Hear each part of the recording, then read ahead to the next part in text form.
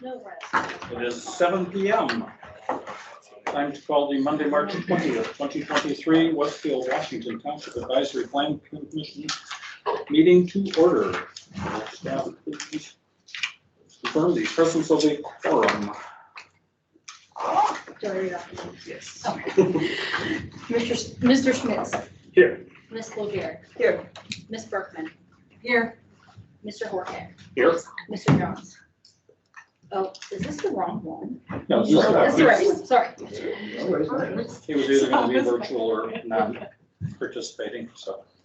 Ms. Kelleher. Here. Mr. Maui. Here. Mr. McCarty. Here.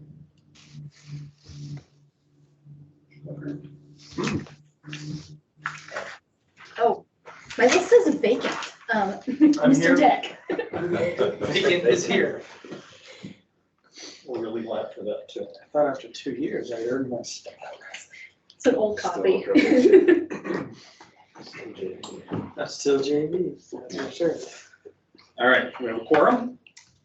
First item, approval of the minutes of our March 6th, 2023 meeting. Is there a motion to approve these minutes? I make a motion to approve the minutes from March 6th. Thank you. We have a motion from Andre Maui. Do we have a second? Second.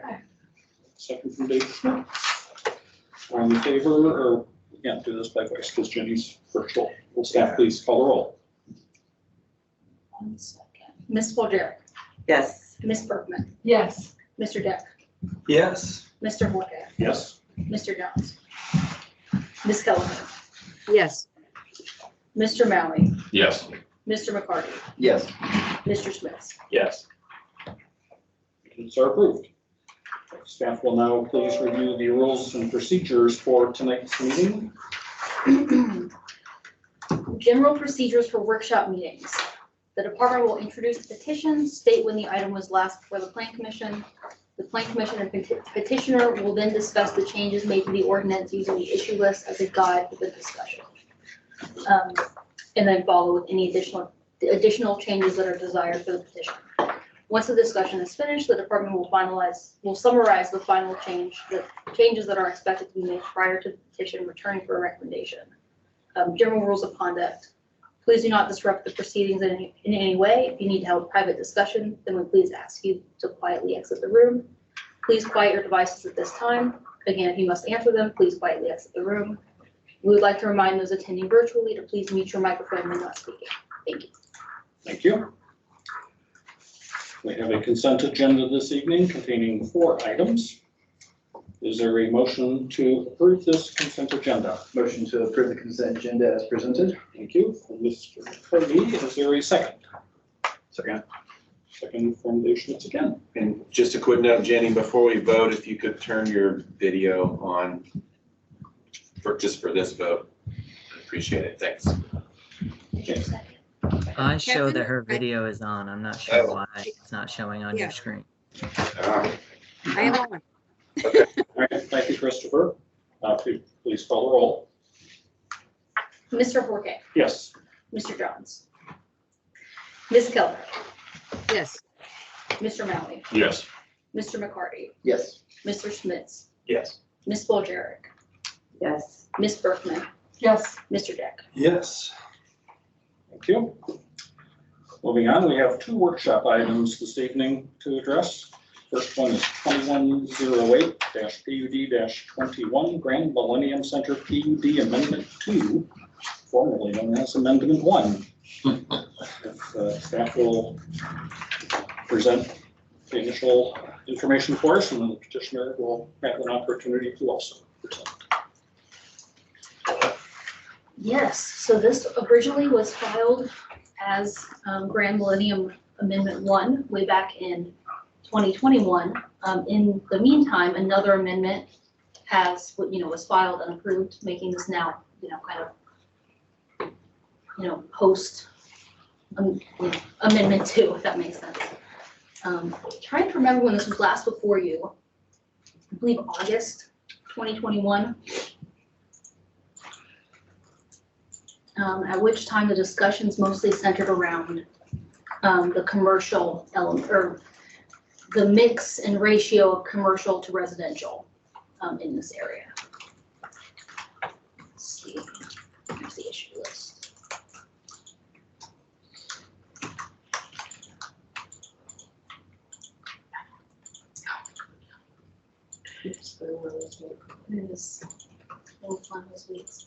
All right, so just as a reminder, because it has definitely been a little bit.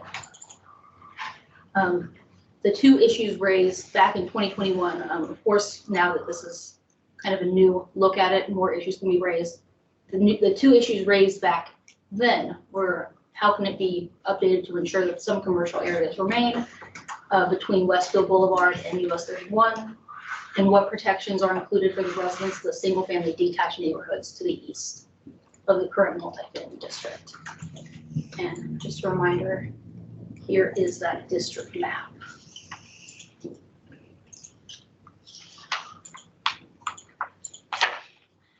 So you have this.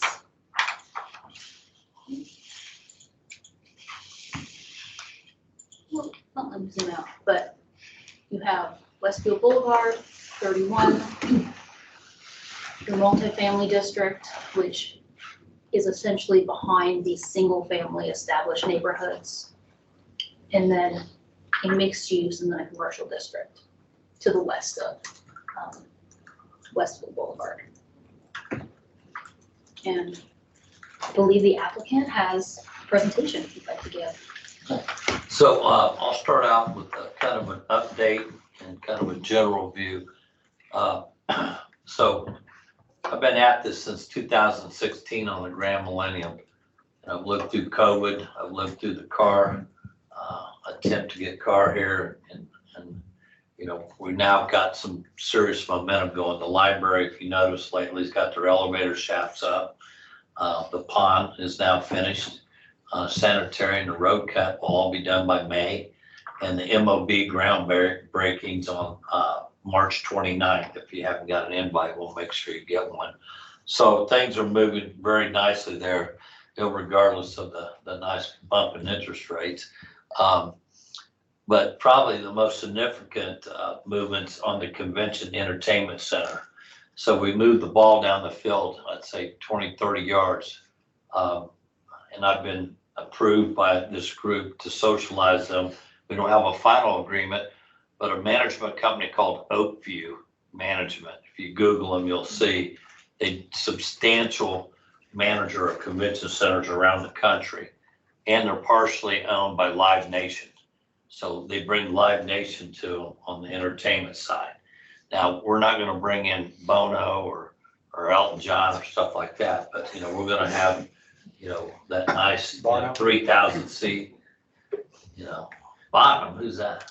Bono. I always call him Bono. So,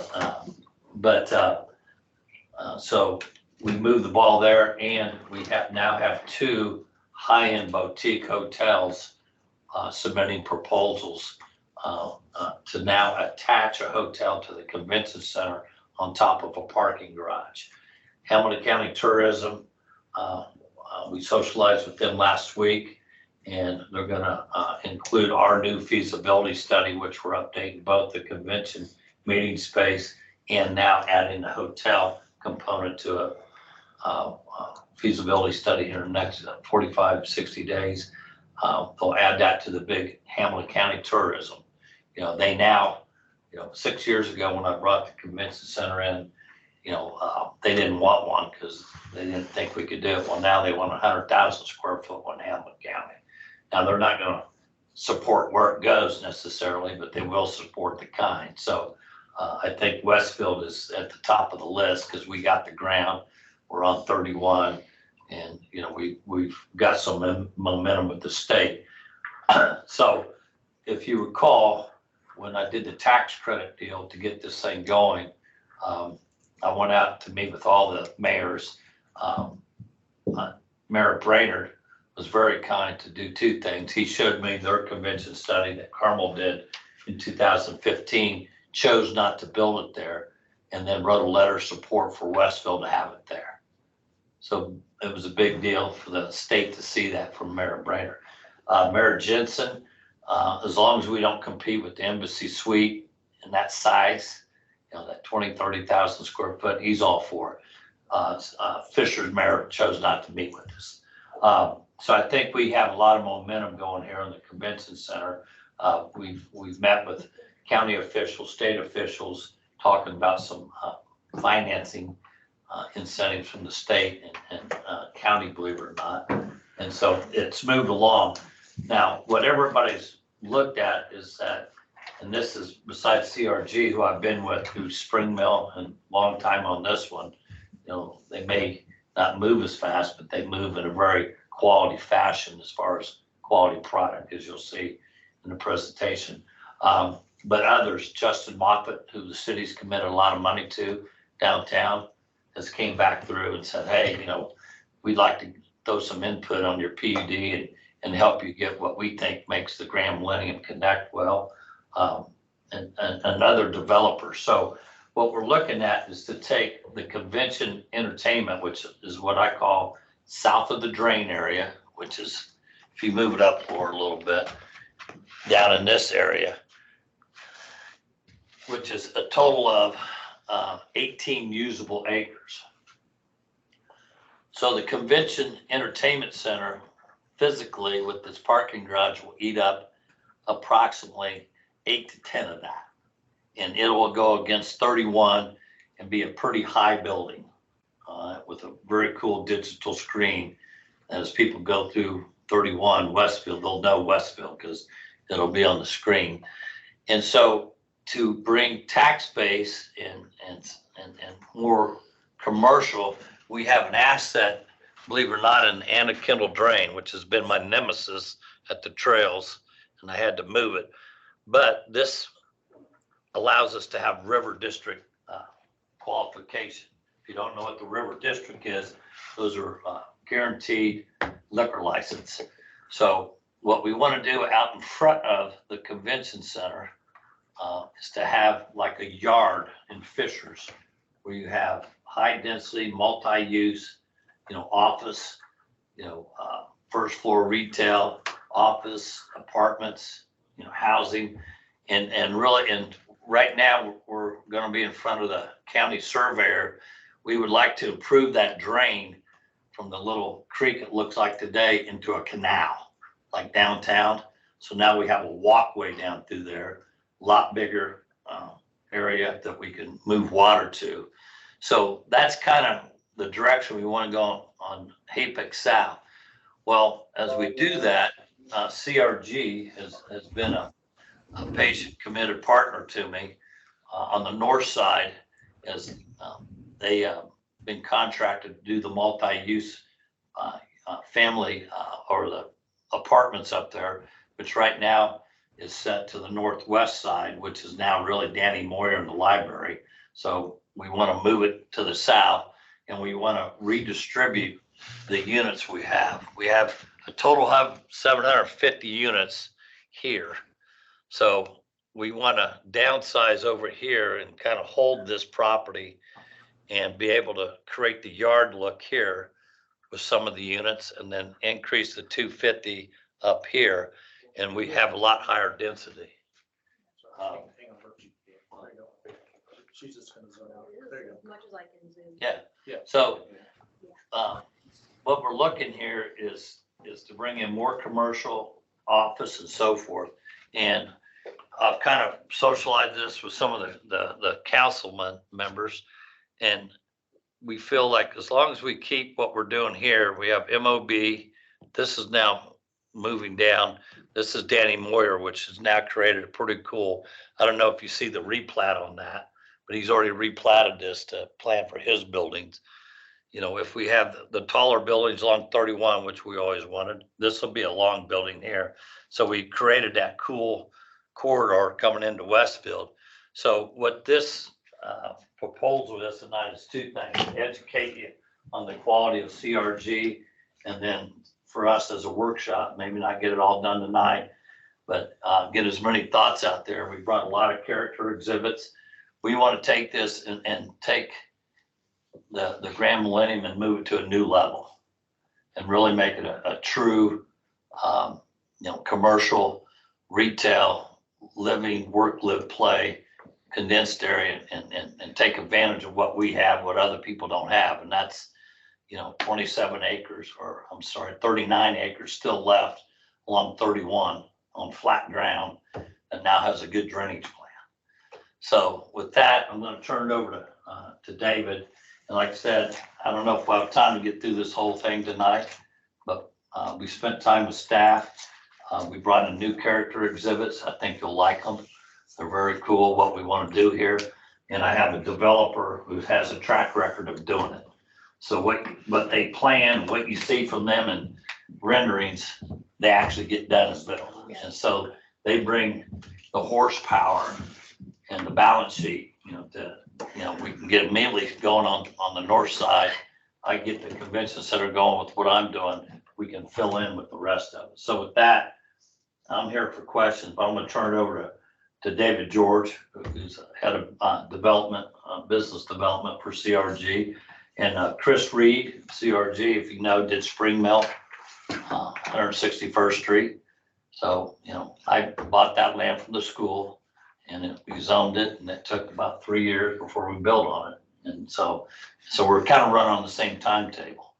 So, but we're here tonight to really do a global look at the PUD and tweak it. And I think you guys will be excited about it. And so with that, David, if I missed something, you'll clean it up, right? But you're good. You stole some of my points, but we're not going to go through this whole thing. I'm going to zoom through some of these just for everybody's time. And I know we've got another agenda item. We can share this with the rest of the Plan Commission as well. Just real quick, CRG Residential, we've been in business 30 years, and we do all multifamily and multi-use projects. So the space that we're working in, Birch's project is exactly what we do on a daily basis over our entire history. You can see the states, we're anywhere from a little bit west, a couple states in Indiana, and then all the way down to Texas and Florida with our construction and some of our development activities. My background is civil engineering, but I work in the development area. So I work with a lot of the plan commissions, mayors and councils and things like that as you work through to find a solution. And our goal all the time is to find a good win-win for everybody involved. Here's a couple of our people. Let me go through a couple of slides here. So I just picked some of the projects that we've done recently just to share a couple things with you. This is downtown Fishers. So on the left-hand side, bottom left, on the left of that is the new Nickel Plate Trail. And then up at the top, these are some of the existing buildings that we worked with the city to rehab those. So we're going to have new tenants. So we've got some residential in the building on the first floor all the way around, but then we also have what we call the legacy buildings, and we're working to rehab those. And if you've been by anytime recently, you'll see that they've all been rehabbed on the outside, and we're working on the inside to get new tenants in. And then we'll have a plaza in between there and the Nickel Plate Trail, and then where the old Nickel Plate restaurant was, that is going to be a new building with a cafe. I'm going to say this wrong, Pavichu. And that's what's happening in downtown Fishers. And part of what I was asked to do is just to share some character exhibits. So along the way, I've just got several inside and outside pictures. Bottom left, we always do California closets. Bottom right is one of our units. Upper left was just the ribbon cutting. Shows a little bit of the pool behind. And then this one actually has a parking garage. Above that are 3 different courtyards. So you've got the pool on the upper left, and the upper right is one of the other courtyards. It's not a pool, but it's a little bit of a gathering space. Here, the only thing I wanted to show you here was just a little bit of, when we get to the, I know this is just zoning, but it'll lead to other steps if successful.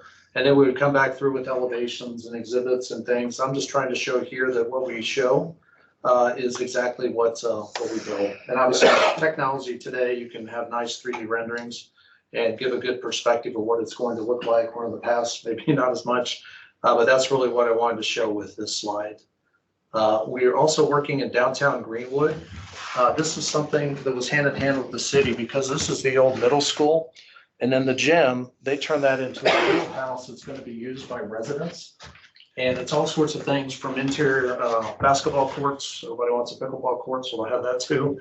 And then some other things. We've got a parking garage on part. Got some retail down on the south end. And then also as you go to the northwest, a little bit of multifamily again. And then C and D, which is on the bottom, those are for sale townhomes. This shows you a little bit of what we had showed the city in the upper part, and then the bottom slides are the pictures of what's being constructed now. And you can see the old field house is still there in the earlier picture, and then in the later one, you can see it's now starting to get completed with the overall project.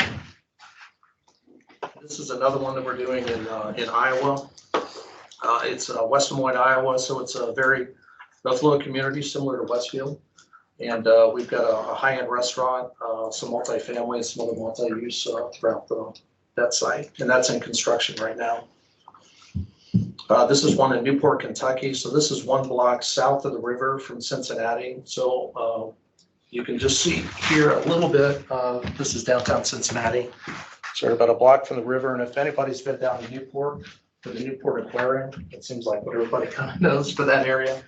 This is just one block south of where that is.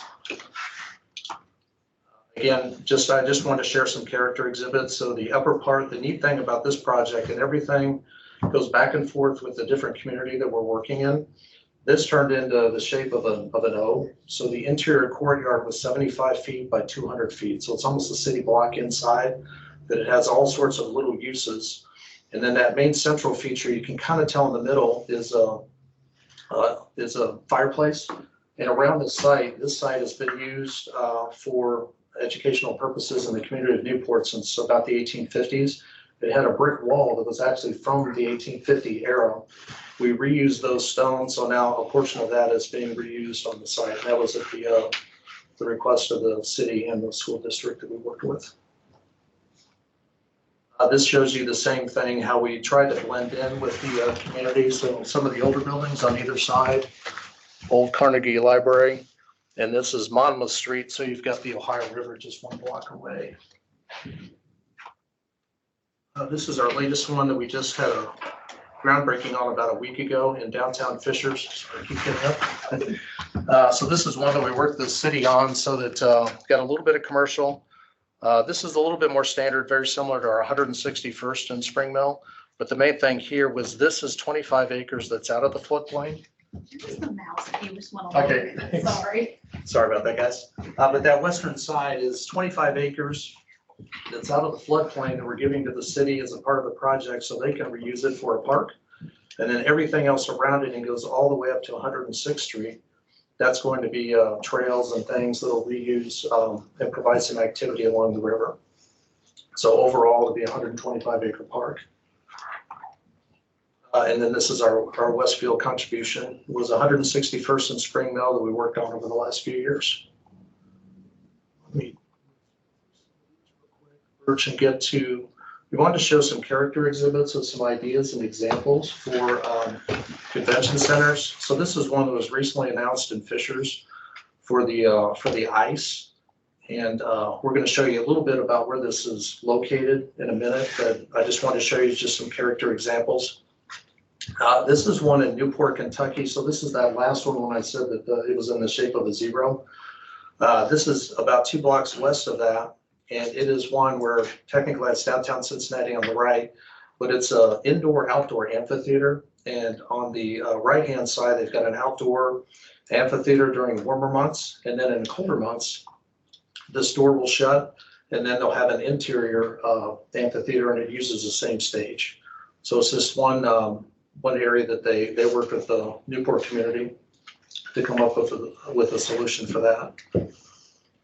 So it just shows you another example of something outdoors. This is really what I wanted to get to. Birch wanted me to include some of these examples from what's called the Yard in Fishers.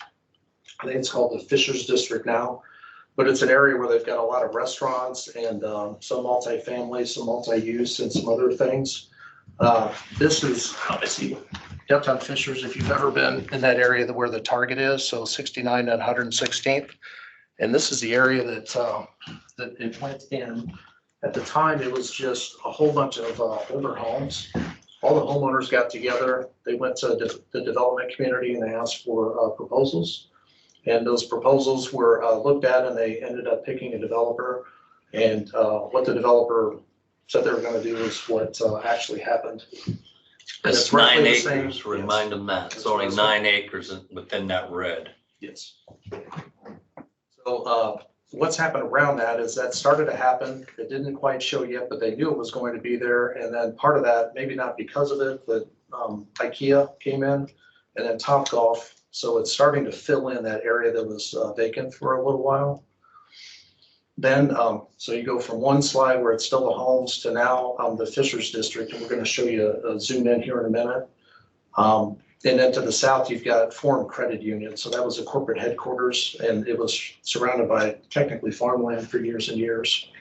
And then since that's happened, so you've got IKEA Topgolf, and then you've got some single family rental, which is on the 35 acres south of it in the red.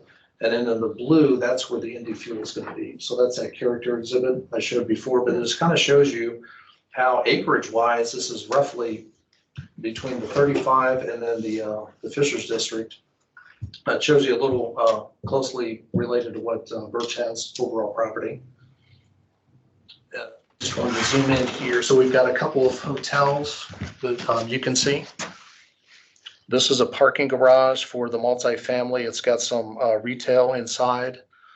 These are various restaurants, and they've got a couple of just outlots, but this is kind of the central core area. We're going to show you some character exhibits in a minute. On the next slide, it shows you what happens on that interior area. Make a quick point. Go stay Yes. back to that. So we won't have as much surface parking, right? We're gonna have more parking garage, both on the north side for CRG's units and then on the south side. And we won't have low slung buildings, individual buildings. Like I can't remember the St. Elmo type steakhouse. You know, all of ours will be multi-story with first floor retail. You know, so now you can bump them. Sorry, I just want to make sure it was, and remember that's 9 acres they put this on, so. So the upper right shows you where Birch was saying you've got kind of the lower buildings and surface parking. And then to the kind of upper right of that picture, you've got the multiple stories with the parking garage and then retail at the base floor, then residential.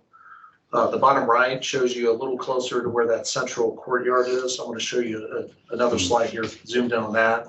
And then it shows you in between the residential and the retail.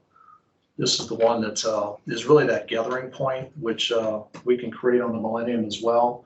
A lot of just people sitting around waiting for dinner, waiting, you know, even after dinner for things to do. They've got a lot of different games and things like that. So you'll see people on dates, you'll see people you know, with their kids, young kids or older kids, but a lot of that gathering space happens in this area. So stay with that point, if you can visualize the Anna Kendall drain on the south side being a nice canal looking concrete on this side, and then the wood stays on the other side because we have over 130 feet of drainage easement, which the city and the county control, which is actually a floodplain. So those trees will always be there. So, you know, we're going to keep a lot of that nature in that as you look. So on that side, they'll be coming down through a linear park in the woods.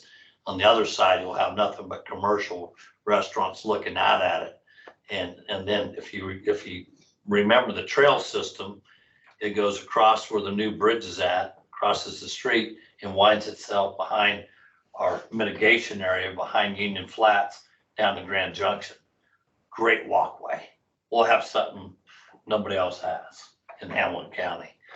But this density in this gathering spot will be along that way, a long linear one. So we'll have more gathering space than they have. But this is the look we'll try to achieve here with and so the apartments we'll have and some of these will be office, true multi-use. So I think this is a good character exhibit for you guys to work on tonight. Go ahead, David, sorry. So now let's get closer to home. So real quick, this is the area I put in blue where Birch would work with Danny Moyer. So he's done a land swap. So that's what is technically carved out of what the current PUD boundary is. This just shows simply what has been done to date. So you've got the library in the upper right. You've got some surface parking, and then you've got the pond along Westfield Boulevard.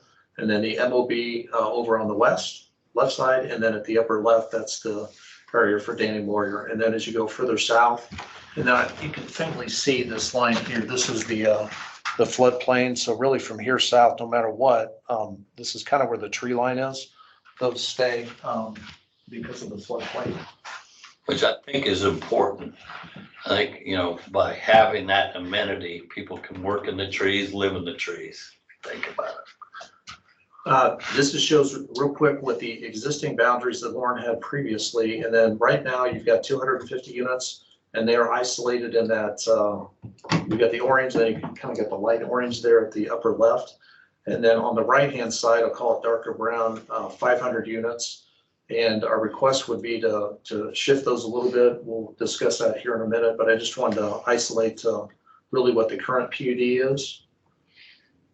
So this, I just want to show on one side of the trees versus the other, but let me get real quick to the bubble diagram and kind of leave it here for our questions as we open it up. So we worked with staff to create some of the mixture of uses.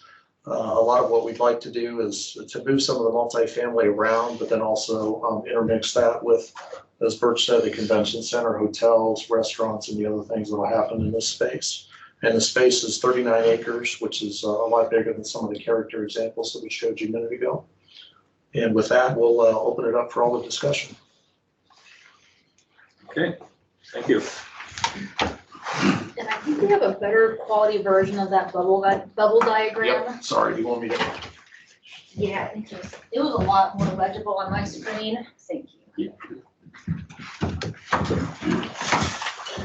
gonna start with a random question that hopefully has an answer that's a non-issue. But say you had the privilege of sharing with Carmel's Convention Center study, and Mayor Brainerd said, we ain't doing it.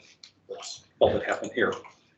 Any danger that the new administration that's going to come there may rethink that? I think they've already used up the land.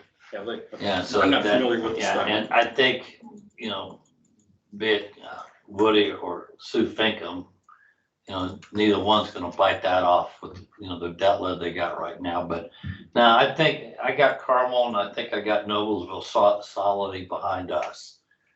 So, Hamilton County Tourism has to play the field. Now, we've already talked about them coming in and commissioning rendering competition for architects. I mean, you can't just hire any old architect to do a convention entertainment. It's got to be heavy on interior knowledge of acoustics, restaurants, stuff like that supplies hotels and all that. But why the hotels were very interested in this is I said, look, you don't have to build your kitchen. You don't have to build a bar. You build the hotel rooms. All that stuff will be on the first floor anyways. We'll service your people if you want to, quote, have a full service hotel without all the capital expense. So probably the most attractive hotel you've got is a group out of Pennsylvania that blow you away. They have 60 hotels, all boutiques. The one I stayed in Sarasota was called Art Ovation. And I got there because the Conrad manager of 25 years was laid off during COVID. He landed there. Unbelievable business. They operate 150 to 200 rooms and everything's top drawer. And they've socialized with me on this a couple of times. They love the concept, being next to a convention center, and they like the fact they don't have to manage the convention center. A professional firm like Oakview will handle that.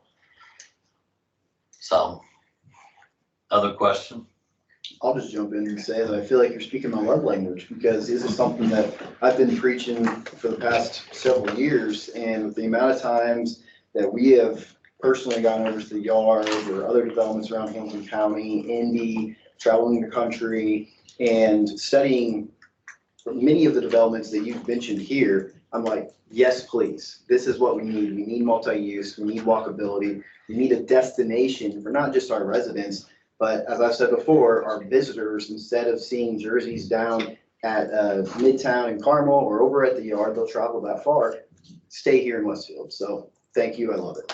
So if you go to the Graham Park study of 2021, and I don't know if it's been shared with you before, but Graham Park in the number of visits only ranked behind Madison Square Garden. And then out of that same cell phone they had 10 locations that people went. Only one was in Westfield. They left because of hotel, but to eat and to do things. So I think we've demonstrated to the Hamilton County tourism and our fellow citizens of Hamilton County that we can deliver room nights, Thursday through Saturday fairly regularly during the sports season. We're getting better during the winter. So I think, now that we bring this entertainment and they're talking about booking 20 to 25 acts a year. And I don't, if has anybody been to Brown County, that new venue down there? So you got something like that, it's throwing off 200 grand in revenue each time they have an event. Well, it can pile up some good tourism dollars. So we already have the convention entertainment approved on here. I just want to add to it and bring some other property tax value to it. Absolutely. And on that note, I have felt even more so these last few years, but especially now, that tourism has become our industry. So we need to go all in on that and create as much activation as possible to capitalize on tax dollars and so forth. Well, I'm in the business, so that's what we're doing. What's the functional difference between on how you're laying out the ground north and south of the waterway? Is it basically the same? I mean, I know that you've got the convention center south, but that yard look, is that on both sides of the creek or is that south? Well, I'll let him talk about the north side more, but no, this is the yard look here. Okay. And and when we get done with the bubble plan, the hotel is going to be on top of the parking garage attached to this. So this is your yard out here, taking advantage of Westfield Boulevard, that good look going east, obviously the good look going north. And going south, I mean, if you go across the street behind Roush is all trees. So unless, somebody grabs that and, does what they did on 161st Street, we still got good look. So, and then if you notice, you got major transmission lines down here on 169th Street, those big steel posts, those can't be moved. Very cost prohibitive. So we'll have a service interest off of this to service the parking garage, hotel parking garage, and also the back of the house for the convention center. But we've already met with the city, and these landowners, I've been very, very communicative with them for years. If you recall, we have this long strip of trees. It's about 30 foot long. And every spring I have to go in and remove about 10 because they tend to fall in people's sheds. So even though I don't have to do that, technically I do it to be a good neighbor. But here we're going to keep this buffer for these, and they're mostly ladies, this circle here. So the road matchup's going to be up in here. And we don't, I know Cindy's already growling at me, the townhomes there. I guess I didn't talk enough about David. That was something that she wasn't interested in, and we'll see. So the main cut was here, and the medium going down Westfield Boulevard now, it was designed for 4 lanes. That's why we just didn't put it in when we put the road in because of money. So when we finance this will definitely at least be 4 lanes down in this section, with the hope that Westfield Boulevard will connect down in Union Street as planned. Because right now, when people leave here, they either have to go north of 32, go this way to drop down Union to get to 161st Street exit. This is our economic lifeline going here. Another one's on this side. If we just extend Dean Road down 161st, we got, 3 nice spurs going south, which gives us what we need. But so to answer your question, the yard's going to be out in front from the drain all the way to 169th Street, which we already got the height approved in the PUD, and, the density of apartments in the little sections, all we need for that. So what we're asking for is simply a couple things. The ability to rearrange all the units approved on here where we need to put them north and south. Residential, you mean? Say what? Residential units? Yeah. But on top of retail. And to, really that's almost it. And to move the multi-use, since Danny has that ground now, which if you see why we did it, the library wanted to move up on the corner of Park Street. Well, I didn't own that. I own this side of the Midland Trace. And so, Danny worked with me. He needed that square to make a nice 4-acre rectangle for his development. So, I mean, it worked out. So, we need a little fluidity, a little adjustment here. Other questions? I have a comment. Oh, I knew this would come. Well, and I've shared with you my concerns already on this several times, and that is the amount of multifamily fronting the US 31 corridor.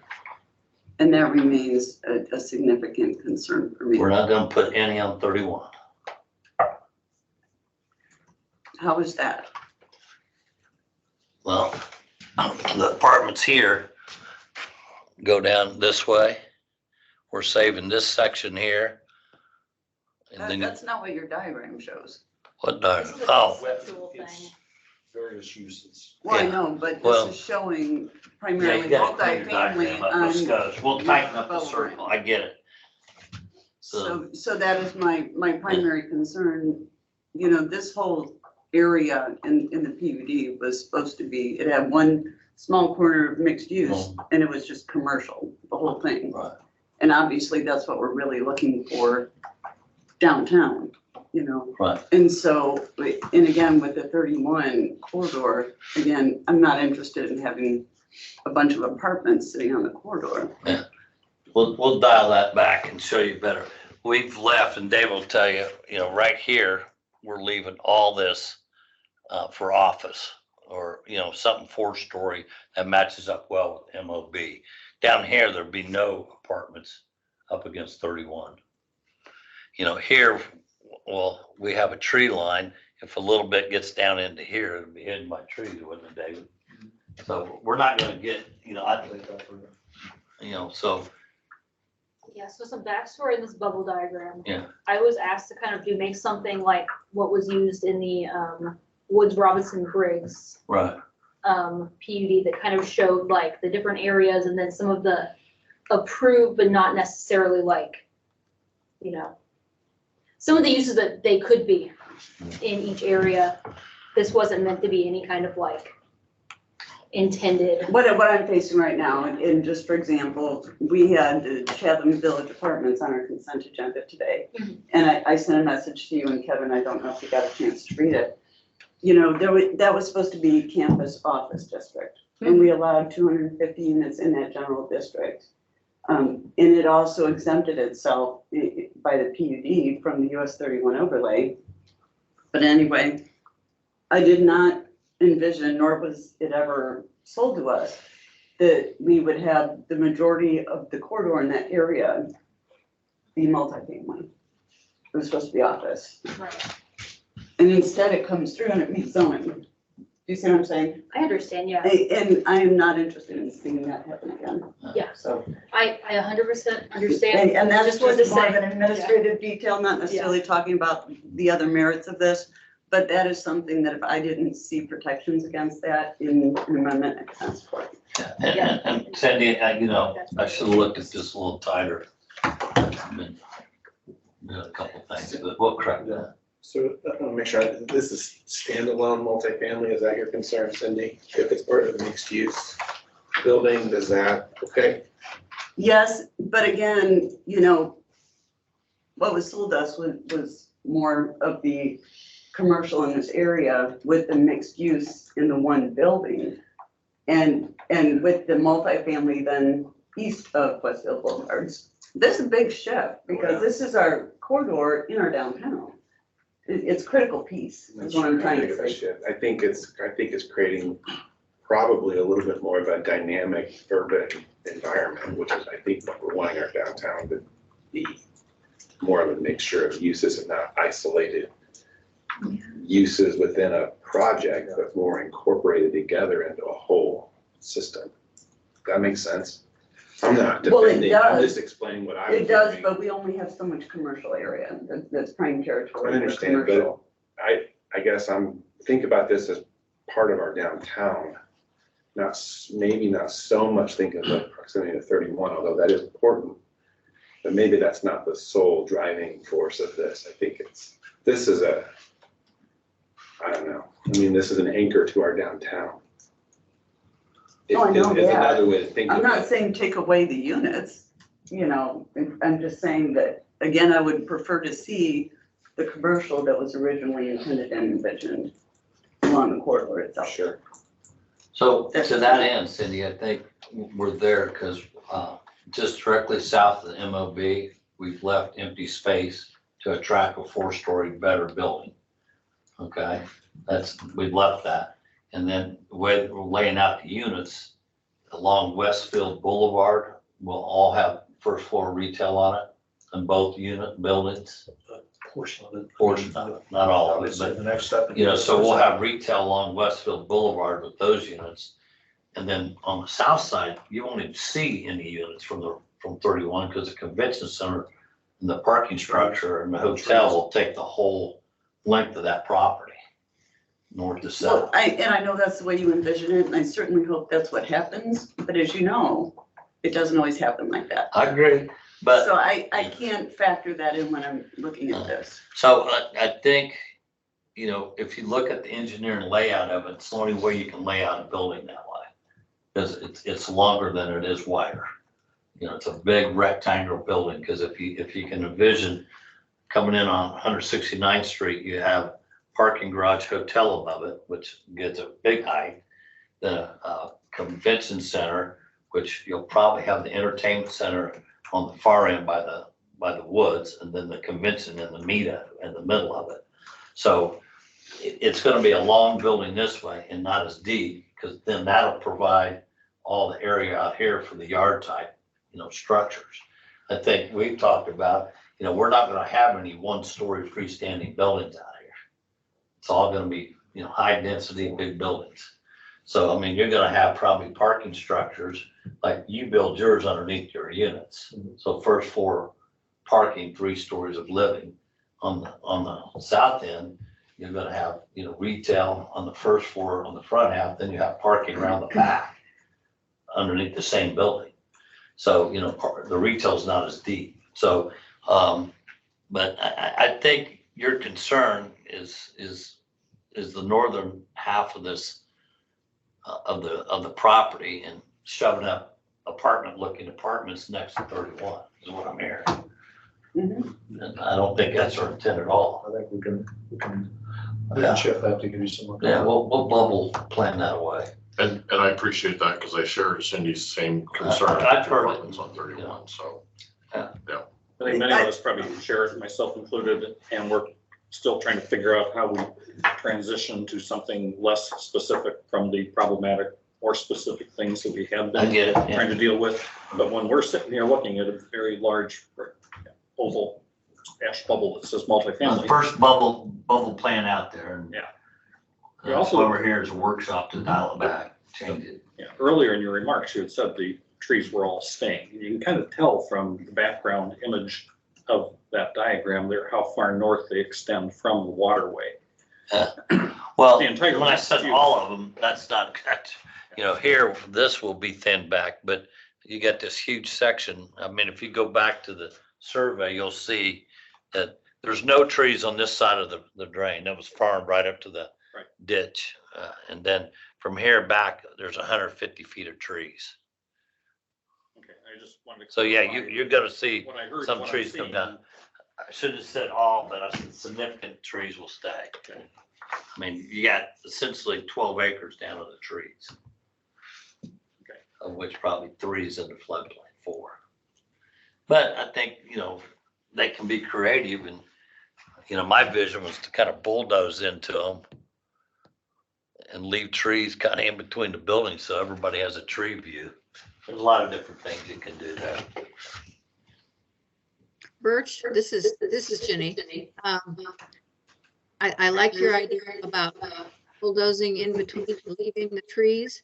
Unfortunately, most developers do exactly what was done at 161st and 31, and they bulldoze the whole site. I would love to see somebody do something like you just mentioned. And if that's really something that you want to do, it might be important to somehow state that in the PUD. I believe the original PUD has a tree preservation requirement Yeah. within that floodway. Well, that part's done because we don't own it. That, we gave that drainage to the city when we gave the road land. I mean, we gave 12 acres of drainage and road when we gave that, which we paid $3.5 million for that. We just gave it because they got the money to put the road in. So. But I would Right. tell you that. Part of our plan talked about not, bulldozing and leveling everything, but trying to maintain some of the vegetation and some of the topography. So I know that's something that you would like to do. If there's a way we can somehow state that better, that would be great. We'll do our best. So the townhome situation, I know that you said you're trying to appease those neighbors, but I mean, townhomes are, they're still 3 stories. They're still gonna be looking into the back of them, which is how some of these apartments are too. Well, yeah, we would, if you look at the proximity, sorry to interrupt, but if you look at the proximity ratio that we built into that originally, based on 500 units, and we had to do, we'd have a very narrow 12-story building sitting there.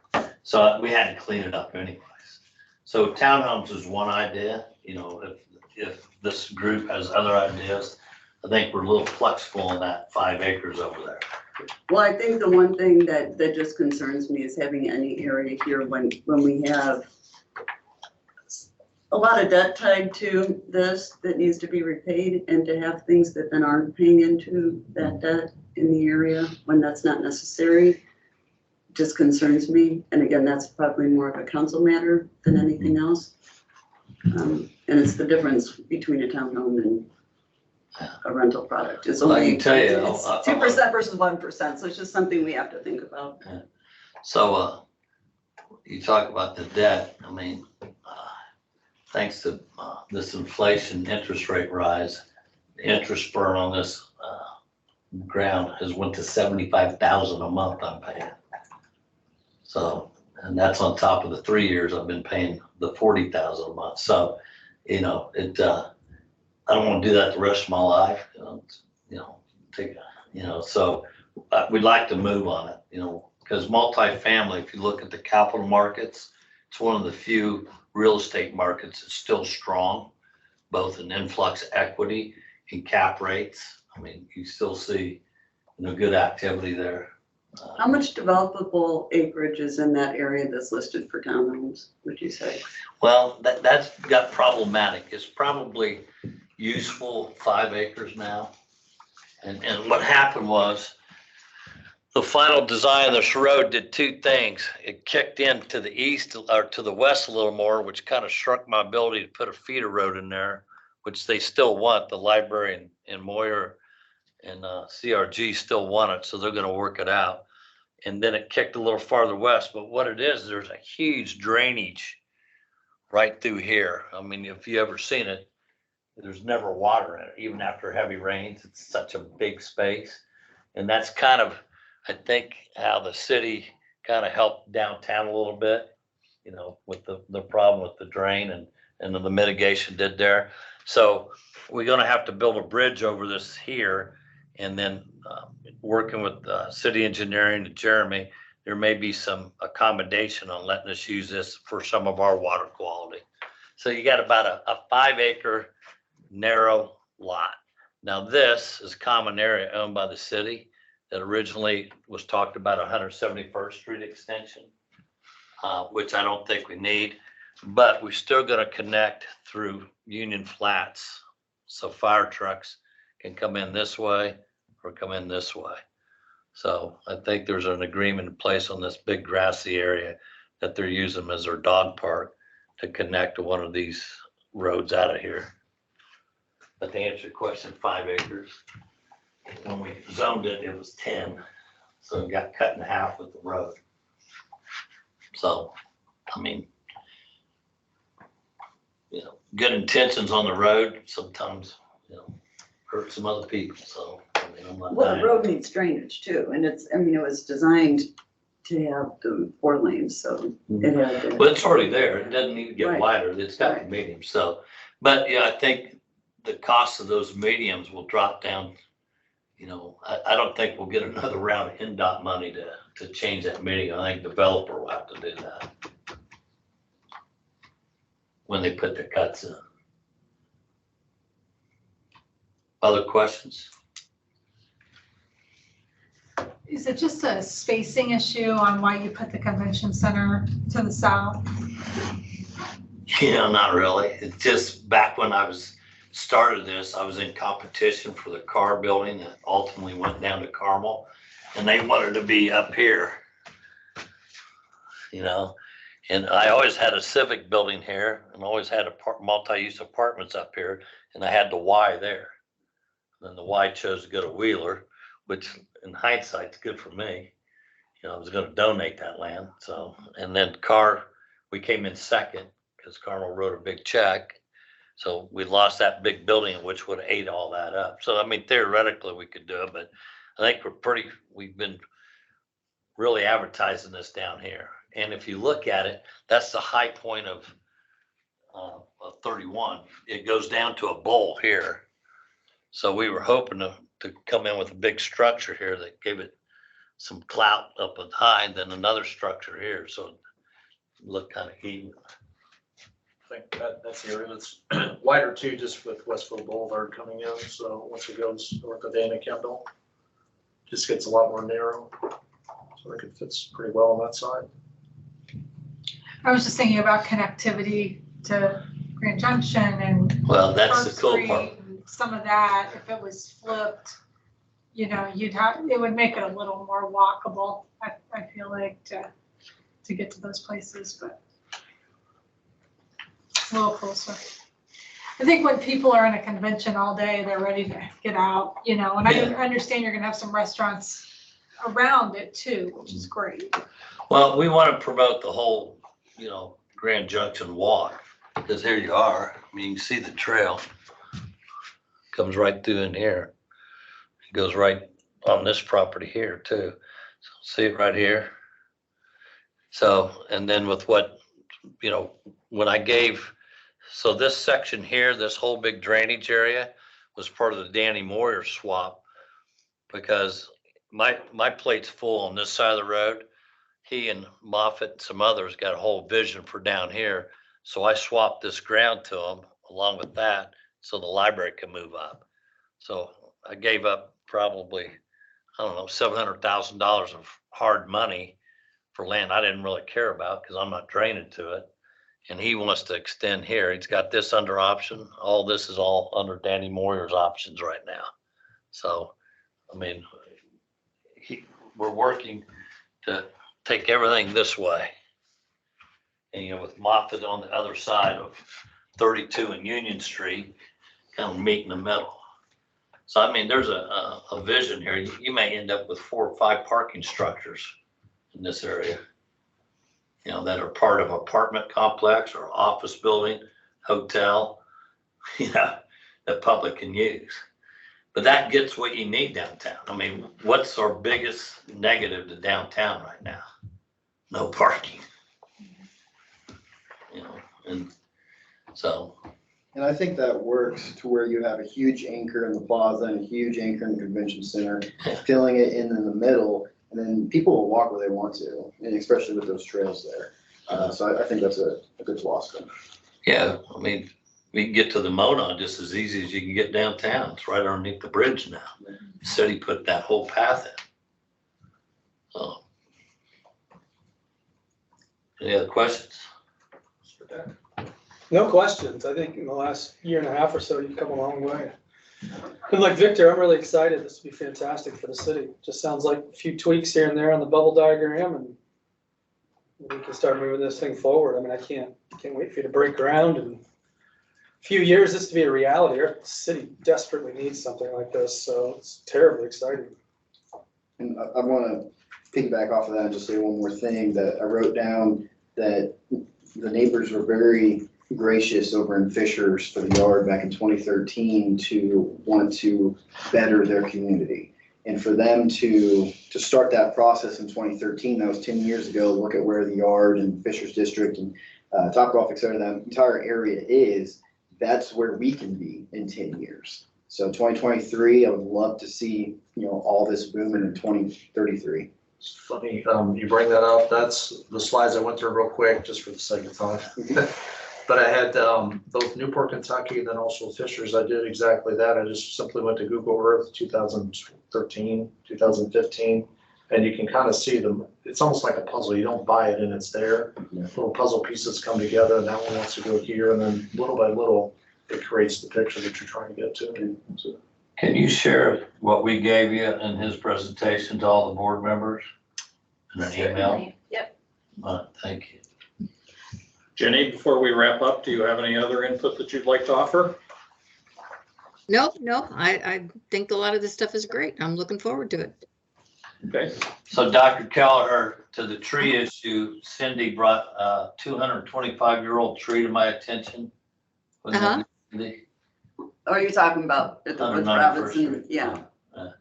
So apparently I'm buying a piece of ground on 191st Street that has a 225-year-old tree on it. Wow. Cindy sent it to me along with the people that want to make sure it stays there, make sure I keep it there. So I went and looked at it. So we'll keep it there. We'll work around it. We'll make it an attraction.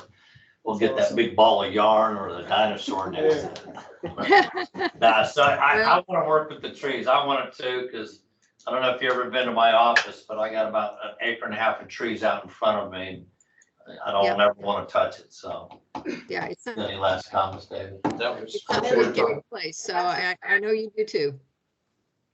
I have last comments on this tree thing. So there is a requirement in the underlying PUD, which will still remain, regardless of this amendment, that requires preserving existing trees within the commercial district.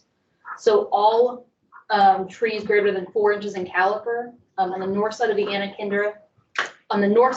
Anna Kindle drain, or within 100 feet of the center line. And then in general, best effort will be given to preserve existing trees elsewhere. And all those trees can be counted and credited toward landscaping requirements. That's great. Awesome. Yeah, just to clear that up. Birch, one Almost like thing you we're in might Austin want right to take a now. look at is in Dallas, the AT&T Discovery Center Yeah, Square. I've looked at it. You gave that to me. Have I given it to you before? Yeah, that's, you need to write that down. Because Oh, he's been there. you've been there. I mean, that would be really appropriate, I think, for that area too. yeah. How they designed that Well, would be thank pretty cool. Yeah, I looked at it online, so I said, he's been there, so. Yeah, I mean, it's very similar, Playing lots. but it was a little more linear, honestly, than what you showed. I know you were talking about making it more linear. Well, we got a long way to go along that drain. I mean, that's kind of what I consider the main attraction of the outside. No, I love using that water. I think it's a lot of great ideas. Well, I'll be needing your recommendation with Kent Ward, trust me, the surveyors all over. So. Anybody else? Okay, the staff member that was taking notes to recap this. Well, Do you have a recap? I've to- Were you taking notes? I've got notes, it's really a little bit more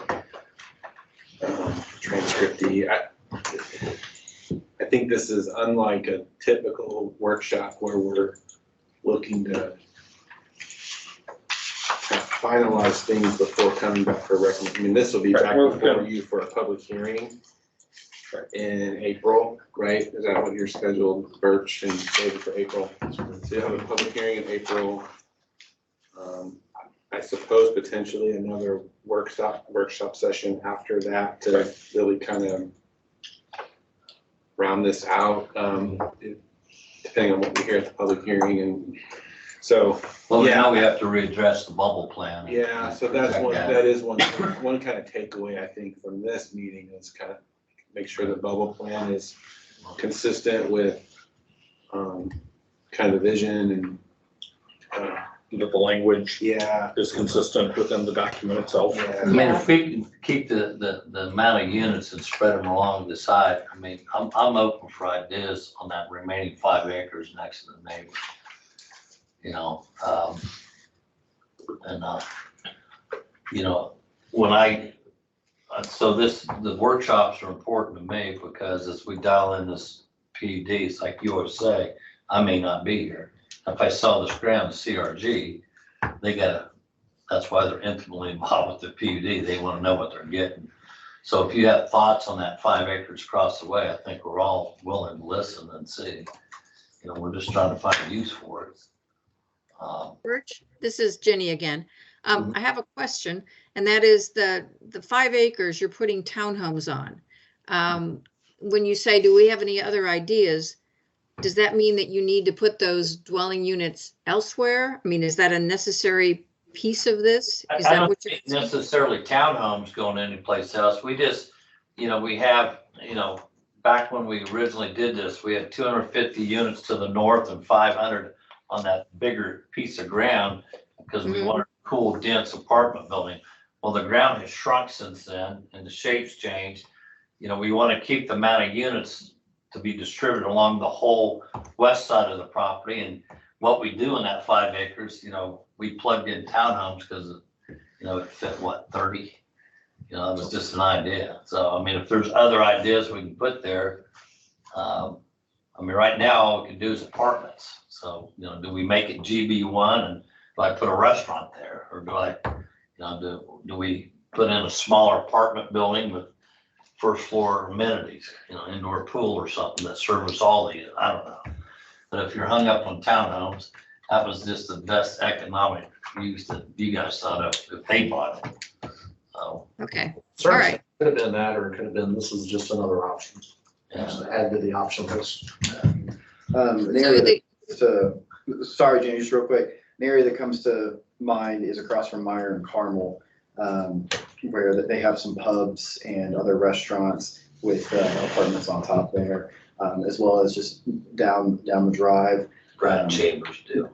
From the hospital, Olivia area. So there's not much room to do that. There's already going to be so many restaurants in other area of the development. But that's just another option. Right, and I guess ones on the road are commercial. I think there are standalone units behind it too. There are, yes. Yeah. Sorry, Jenny, sorry. No, and I guess for me, and having slept since this was presented quite a while ago, one of the most important things for me is to make sure there isn't a huge wall against the residential. So if there is some other use that might be lower in height, at least along the back of that property to the residential, that would be something that I would prefer to see. And I don't know what that is. I can't give you that right now, but if there's another use that would financially balance what you need there, that would be lower in height against the homes. I appreciate that. Our proximity ratio right now, I think we have that's the only place we have a big buffer zone anyways. I think Okay. feet there. So we got a buffer there, and if anything we do there, we'll come in, the tree line that there is mostly scrub trees, nothing of any significance. We'll keep anything good, but I think that's a classic berm with, big trees that create a natural look there versus a fence, so. Right, and I'm talking more about when somebody looks out their backyard window, they can see the sky and they don't see a wall, Exactly. If you're in trouble. I won't do that to my neighbor. All right, thanks. I've got to know these people pretty well over the last 5 years. Okay. Anything else to recap, or are we ready to Kick me move on to out. the next one? Yeah, no, just kind of reiterate, this is a little bit out of our normal process sequence, just because this had been kind of dormant for so long. We wanted to give, Birch really wanted to give an update to you guys on the vision before coming back for the formal public hearing and entering back into the process. So thank you for accommodating that, and I think this was helpful. Okay. Thank you. Thank you. So I lost the agenda. Oh, yeah. I I know closed the that. tab. Is there like an easy way to find it again? Or Yeah. It goes to just good to see you guys. See you later. Take care of Sorry yourself. about that situation. Oh.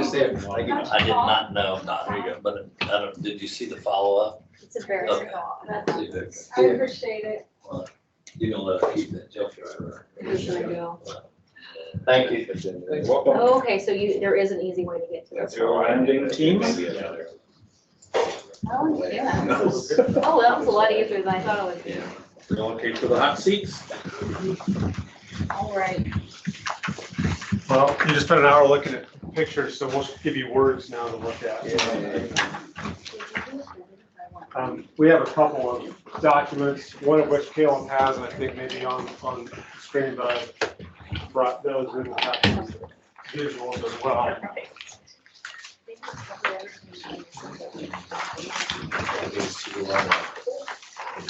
Are these all the same? Yeah. Yes, so along. I apologize. I only have 10.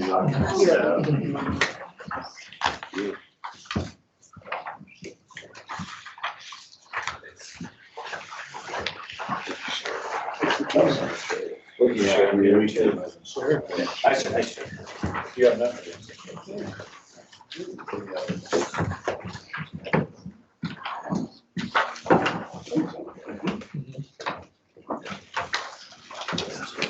Oh, thank you.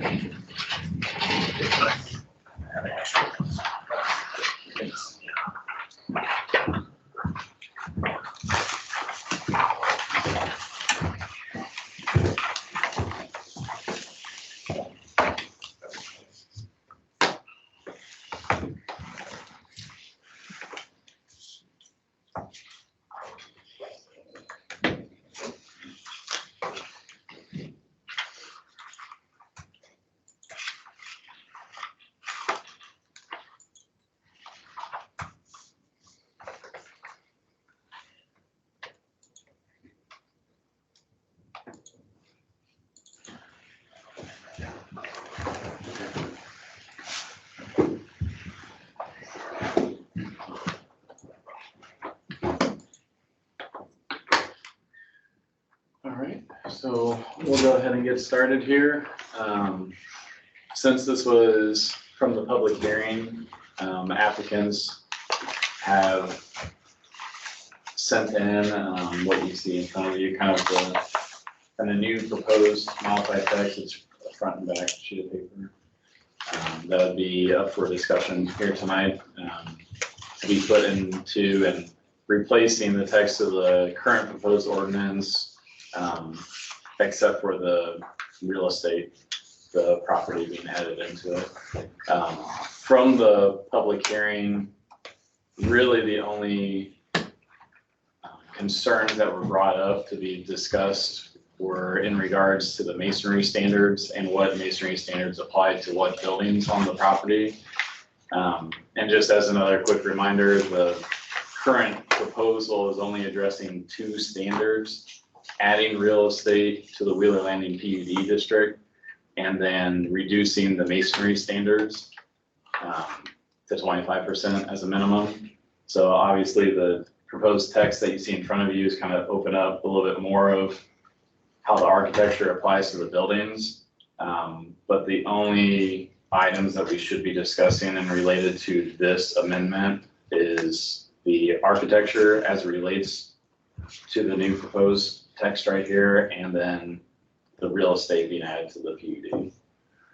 So with that, I'll hand it over to Russell and applicants and representatives. Perfect. So what you have before you is more than I had a one sentence change to the architectural standards in the last version. But I think based on comments and questions, that we've started working through it, and a determination that the largest building here, meaning the building that would include memory care, independent living, and assisted living, would not be a multifamily building and therefore subject to the State Road 32 overlay. Caleb and I just spent time a couple weeks ago going through and trying to say, okay, well, what applies to what? And let's flesh it out pretty detailed. So that's what you have before you as a result of that conversation. So I've added a bunch of definitions, essentially to try to tie down which building and or which facade on that building these various standards apply to. That's all the definitions try to apply simply to that concept. So we have two types of buildings under these new proposed definitions. The garden homes, which are the single story sixplexes kind of around the perimeter. And then what I've called the multiple unit type buildings. So the big building here in the middle. The garages would be accessory buildings under any standard. So we try to go through and break down each facade, being 186th Street facade, your Kinsey facade, a south facade, and on the rest of the building, we just call them the remaining facade. So we essentially consider the west facade and any internal facades to be the remaining facades as it relates to that building. As it relates to the garden homes, we did it by how it's on the orientation of the building. So you have front, what we're calling side, so that's anything that's not front or a rear, and then rears. And so that's, you have 8 definitions to try to lay that groundwork. So just trying to lay it so it was, if this is approved, this project moves forward, it applies essentially to this site plan and these building types. As we went to the multiple unit building type, we did a couple things. First of all, on 186th Street, we kept the State Road 32 overlay as it relates to undulations, as it relates to ins and outs. Because that makes sense in the unit type that's there. You have memory care units, which are your smaller units on the first floor. It was made a little more sense from a functionality perspective in the building, and then to create the desired architectural intrigue. So we left the building facade requirements for the State Road 32 overlay on the 186th Street overlay only. If we'd done nothing, that would apply to this building. We left it as is. The balance of them, I'm sorry, Kinsey and the south facade, we are applying the multifamily facade requirements to them. And meeting the undulation requirements, proposing to meet the undulation requirements with covered patios or porches. So that provides for the recessing. It provides, we also had a definitional issue there. These are not all units because assisted living or independent living aren't considered dwelling, may not be considered dwelling units under your current definition. So we would add those as a definitional requirement. So essentially you would have facade requirements here for undulation, and we would meet facade requirements, Kinsey and south, utilizing in part porches. We have, as it relates to the remaining facades, we're not applying any requirements as it relates to undulation. In part because we believe those are internal. They won't be ignored, but they won't be subject to those same kind of undulation requirements as we move through. From a masonry requirement, we are proposing 75% on 186th, Kinsey, and south. So that's the multifamily requirement that exists today. So that's greater than what would be required under the State Road 32 overlay. So we've enhanced that elevation.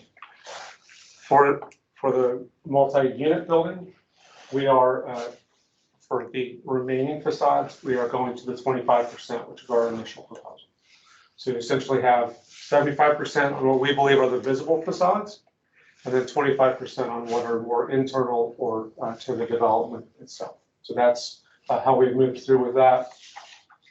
As it relates to the other multifamily standards that exist, multifamily architectural standards, we haven't modified any of them. So your roof requirements, your window requirements, those are not modified anymore. Those would apply to this building as if it were a multifamily building. So that's our proposal as it relates to that. Nathan did a great job and actually showed you the second document that's there. It kind of shows you in colors how we distinguish through those facades. So if you look through, you see what I just tried to orally describe to you, that shows kind of that pink color being 75% brick. And we'll get to the blue in a minute, but then the orange being the facades that the 25% would apply to as it relates to the mixed unit type building. On the garden homes, we essentially, again, default to the multifamily with a handful of modifications. So masonry requirement, we would have a 25% requirement on the front facades. We would have on the side facades, we would have a 25% requirement, which could, 50 on the front, sorry, 50 on the front, 25% on the sides, which would be met through, at least in part, through a complete masonry chimney chase on each side facade. We have examples of that, the third kind of page in the materials that we provided to you, an example of what exists today. And then on the rear facade, we're proposing no masonry requirement. And here's the rationale for that. I went through your single family, as we're talking multifamily and single family, it went through single family, kind of the scoring system on points. And what requirements, if this was an external facing single family, could we meet your 5 or 7 point requirement? It might be a little generous, little finger on the thumb, but I think we get at least 6 if I go through and look at those external points scoring. So I was trying we're using shutters, single story. We have a number of windows. We have undulation through either covered porches or patios. We have and that was before I considered landscaping. So I believe that we're at least close in what is required of some single story, single family residential on the external facade. So that's the rationale. I realize I might not sell all of you on that, but I was trying to give some basis for why we proposed perhaps not having any masonry requirements on the rear facades. I apologize. There was one other edit that's in both of these. Multifamily requires essentially carrying through of your material types, scales, on all 4 facades. We've exempted ourselves out of that in both of these, essentially because we believe we're providing that will comply with certain masonry requirements or meet other certain architectural requirements as we move through. So that's how we've tried to pin down what would be on each facade, what standard we're complying with, and what exceptions that we're asking for. It's much simpler to just say 25% on all facades, but I think the reality of this ordinance is because the larger building is not a mixed-use building, we need to go to this level of detail. On the 2 2 garages, they're not parking garages like Birch was talking about. Those are single car pull-in detached garages. We're proposing that those would be treated as accessory buildings and have a 25% brick requirement. So that was a result of a long conversation and good guidance from Caleb about making sure that we can pin down and walk you through how it applies to each one, what we're proposing, and what exceptions we're otherwise seeking. But generally, multifamily would apply to all of the livable structures on the property. Team, what did I miss?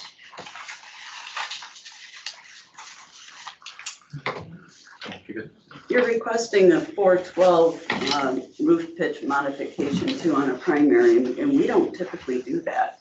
Yeah, 412. Why would that be? 412 is what's permitted in the State Road 32 overlay on the primary structure.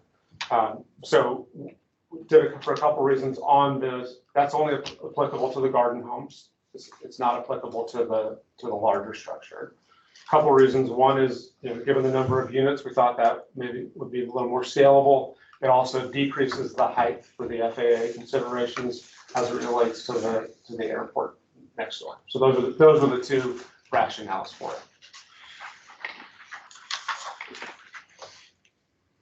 And we went back and forth on 412 or 612 because 412 is what's permitted under State Road 32 overlay.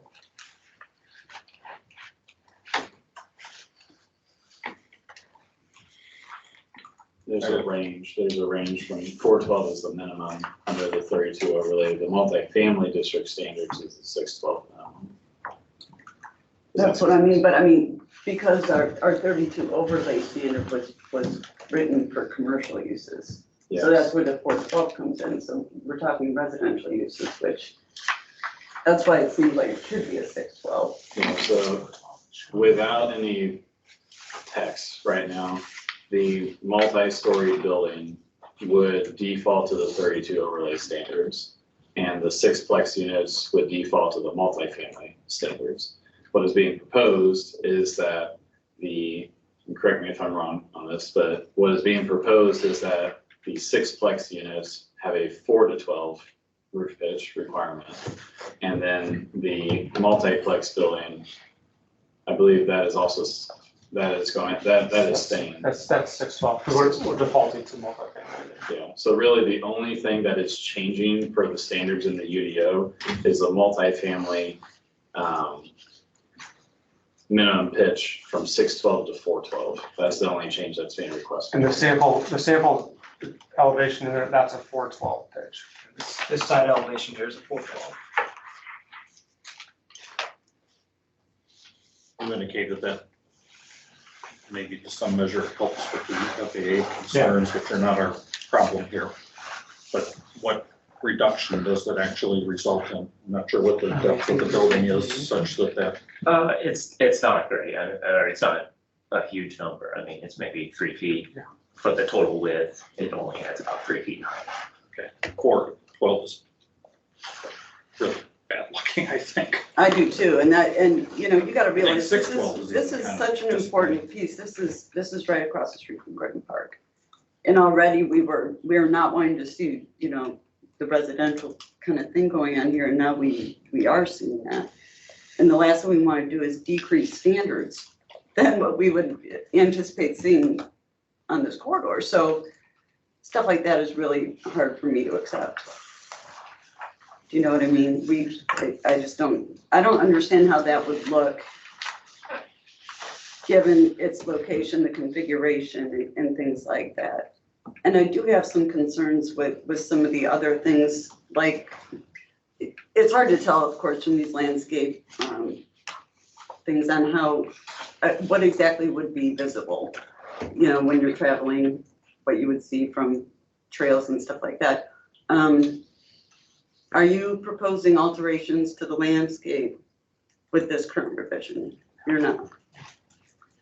So one of the questions I had was these two buildings. So you've got, I'm guessing 6 on each side, 6 garage spaces. And like this to me is very visible. And so that's gonna be 6 garage doors, you know, visible, just coming along here. You know, that's kind of a weird look, and I don't know how well that's shielded. Yeah, So things like that, I think, need a lot of attention here, and again, because this is on, you know, directly across from Brent Park. So these are things that I'm thinking about. Yeah, we did talk about whether, with the proximity of the garages to 186th Street, whether enhanced landscaping may be something along, you know, whether it starts at this entranceway and runs the parking lot or something along those lines for that very reason related to garage doors on 186th Street. So that's something we internally had talked about, may need to be addressed. I agree with Cindy's concerns, and I guess I'm having some difficulty on all these different colors, just how that ends up looking. You know, jumping from 75 to 25, and it's jutting in and out, without seeing a rendering of what that really looks like. I'm just concerned. It just feels like you're trying to make the roadways look better, but how does the actual building look by the time you do all these different percents of brick? But I agree with everything Cindy said about this being across the street from Land Park, and so it needs to look premier. It's a premier sports park. Oh, go ahead. This is Jenny. Does somebody else want to jump in? The floor is yours, Jenny. Oh, okay. I can't see all the things you're talking about. I just have the one screen, you know, with the site plan. But my basic concern is that we have standards for multifamily that were established several years ago when our UDO was rewritten and with input from Baggy. And so to lower the standards on the multifamily and to start talking about 1% on one side, a different percent on the other side. And one of the keys to the multifamily was that it be 360-degree architecture, not a storefront with, you know, finished sides and no finished back. And I think especially across from Grand Park, we're not just lowering the standards on the multifamily for roof pitch. It's also on decrease in masonry, but more importantly to me, the removal of the 360-degree, you know, architecture. So those are my concerns, and I will be quiet now and let everybody else speak.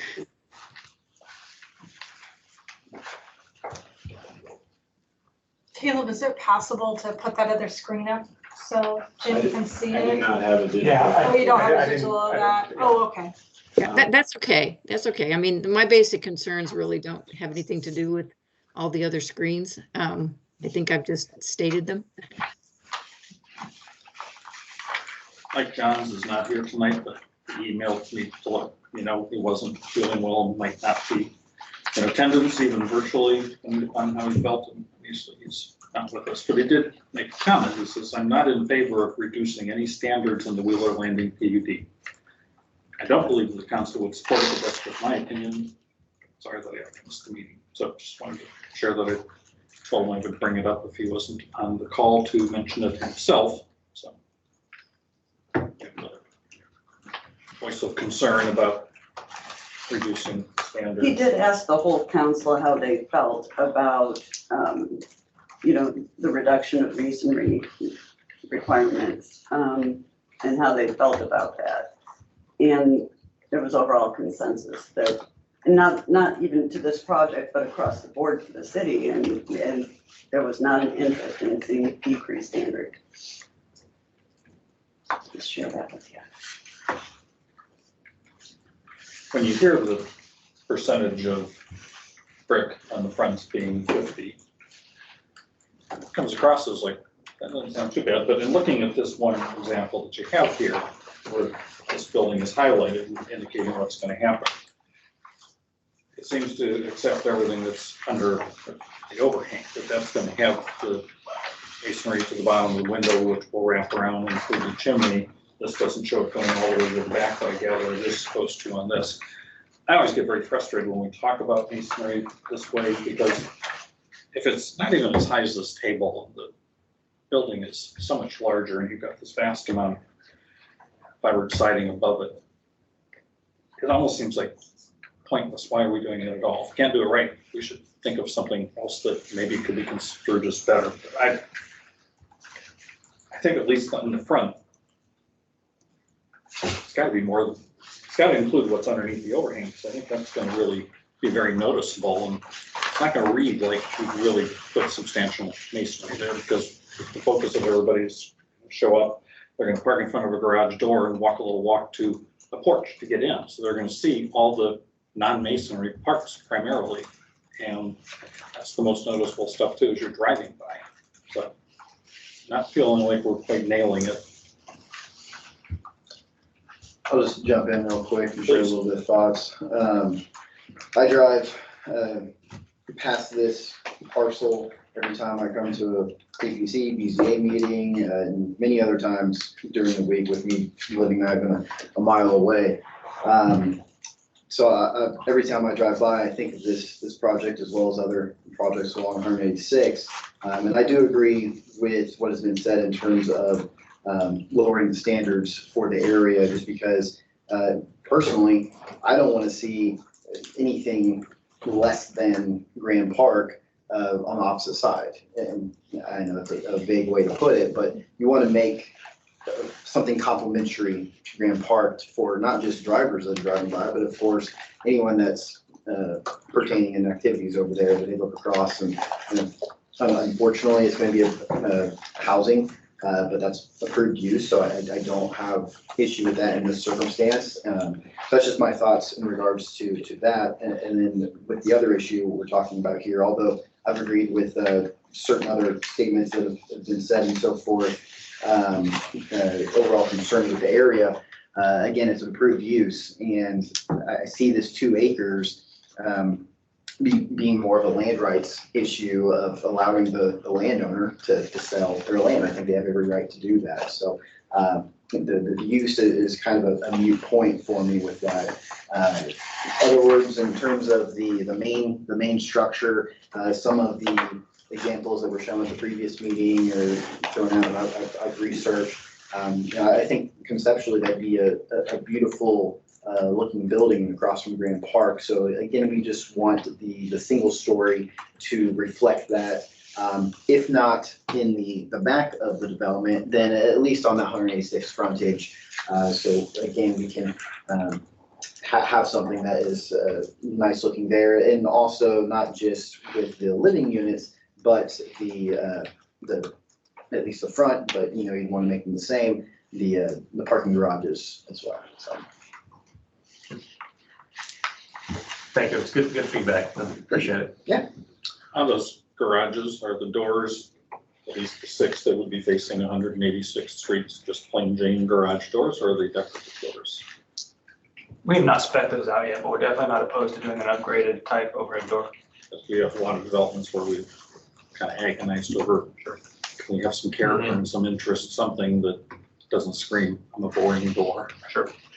Kind of on that note, further down the road on the opposite side of Spring Mill, but down 186 Lancaster, I shake my head every time I drive by there, because I feel the townhomes are so close to 186, but you're also seeing the garage doors. Well, that area is mainly residential as we build it up. So, I certainly wouldn't want to envision that being across from Grand Park as well. So just some additional visual. Sure.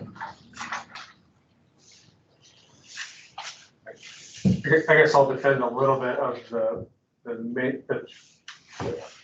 mixed, the multi-unit type building facades. I certainly would say that, if we didn't come in and ask for modification here, we could do 60% brick on this, because it's a commercial building and not multi-family building.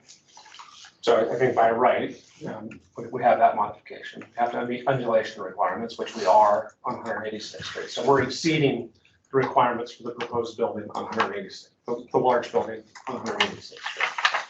On Kinsey, what we're asking for is essentially to codify that porches would meet the undulation, could meet the undulation requirement. So it's a may meet that requirement. We think that's consistent with other nearby developments, that's one of the ways that they've met undulation requirements. So I'll defend the development team. I'm not spending my money on this, but I'll defend them. I don't think we've lessened the high profile corners for the large 3-story building. I think the intent was to meet or exceed what would be required if we walked in today and didn't ask for any modifications.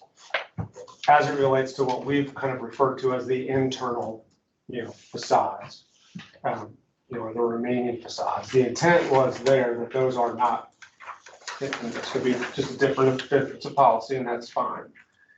Those are intended to be internal, viewed by employees, viewed by residents. It's not lessening, it's not eliminating it. We're not eliminating window requirements. We're not eliminating any other, we're lessening the facade, the masonry requirement for those internal facades.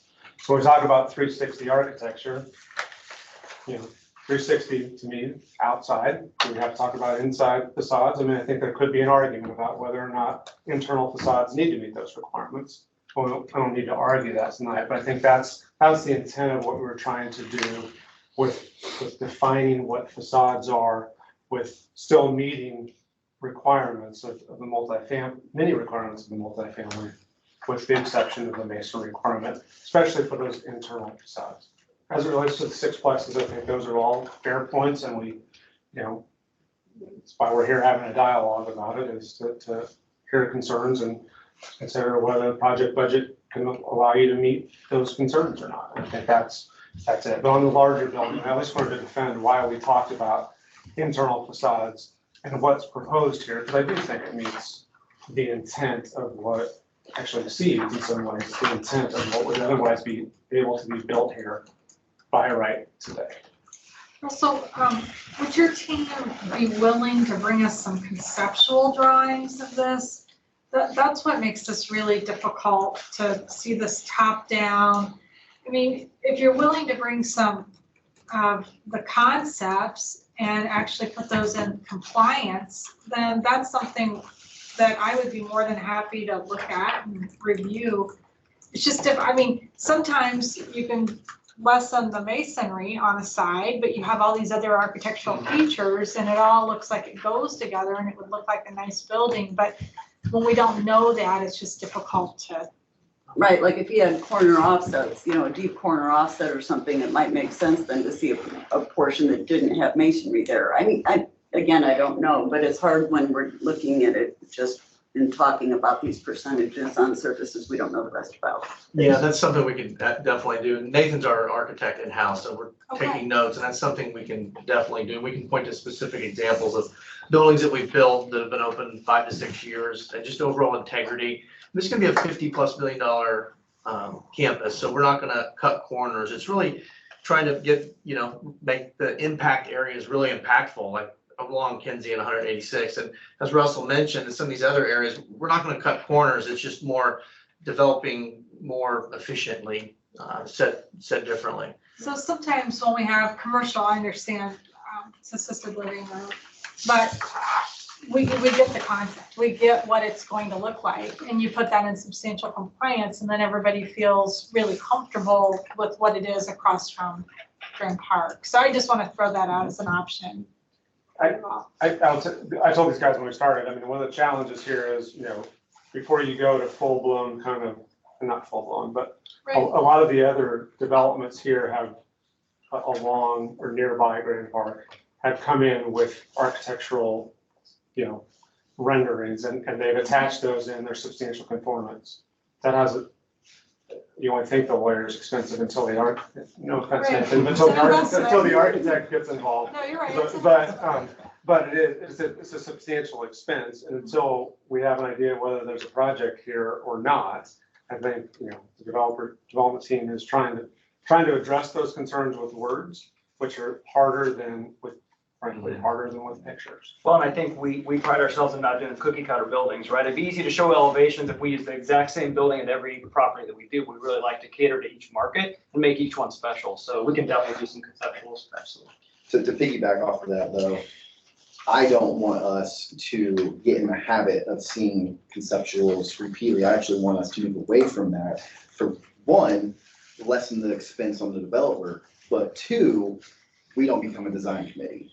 We've often discussed that before of, oh, we're getting too much into the weeds of being a design committee. So as Until much we as- have better standards, Victor, I'm sorry, until we have better standards for things like our general residential standards for things that are not on a perimeter arterial kind of thing, I don't feel comfortable. Well, that's the way you feel, that's not the way I feel. So Right. I just wanted to say that, because again, I think we have put a strain on the developers, kicking the can down the road, and it's been a very convoluted process. So I just don't want us to continue to pursue that, so that way we can make the process a little bit easier, a little bit smoother in that transition. So, but to clarify my thoughts with the rest of the development, again, I appreciate visuals very much so. When you were talking about the main building itself, I don't really have any issue with that. Like when if I mentioned internal, I was more so mentioning the internals here. Excuse me. So when I was referring to internals, that, you know, is what it is back here, but I have a more main concern up here just because of it's a proximity to 186 in Grand Park. So. And I'll ask a question. It's dangerous for a lawyer to ask a question he doesn't know the answer to, but elevation, landscape, both. so I'm asking about specifically the garage. I mean, I know that that's something, I think you can fix some of it with landscaping and that you're not seeing full 6-foot doors. You might be seeing 4-foot or 3-foot or something like that. So we talked about decorative, especially on those that are visible. Yeah, I guess those are architectural things. We talked about enhanced landscaping, which I think we can work through along there. Does that move on the accessory building itself? Does that move the ball, or does it need to be, does that need to be more? For me, it's complicated because I'll bring up Lancaster again. When you look at the Lancaster area along Spring Mill, again, I feel a little disappointed with the front-facing units as well as the lack of landscaping. I would lean more in the I appreciate you mentioning that, because I would lean more in the direction of the landscaping to have that wider buffer area there. But again, I still, along that frontage, would like to see a little higher end than that. And Vic, one thing we might be able to do, we'll try to do, is potentially rotate the direction of the garage door so it's more facing east to west as opposed to. Yeah, absolutely. I'm certain we can do one of the two. Certainly, yeah, it comes down to. Be open to connection to the main building looking and just at how that. long the path is.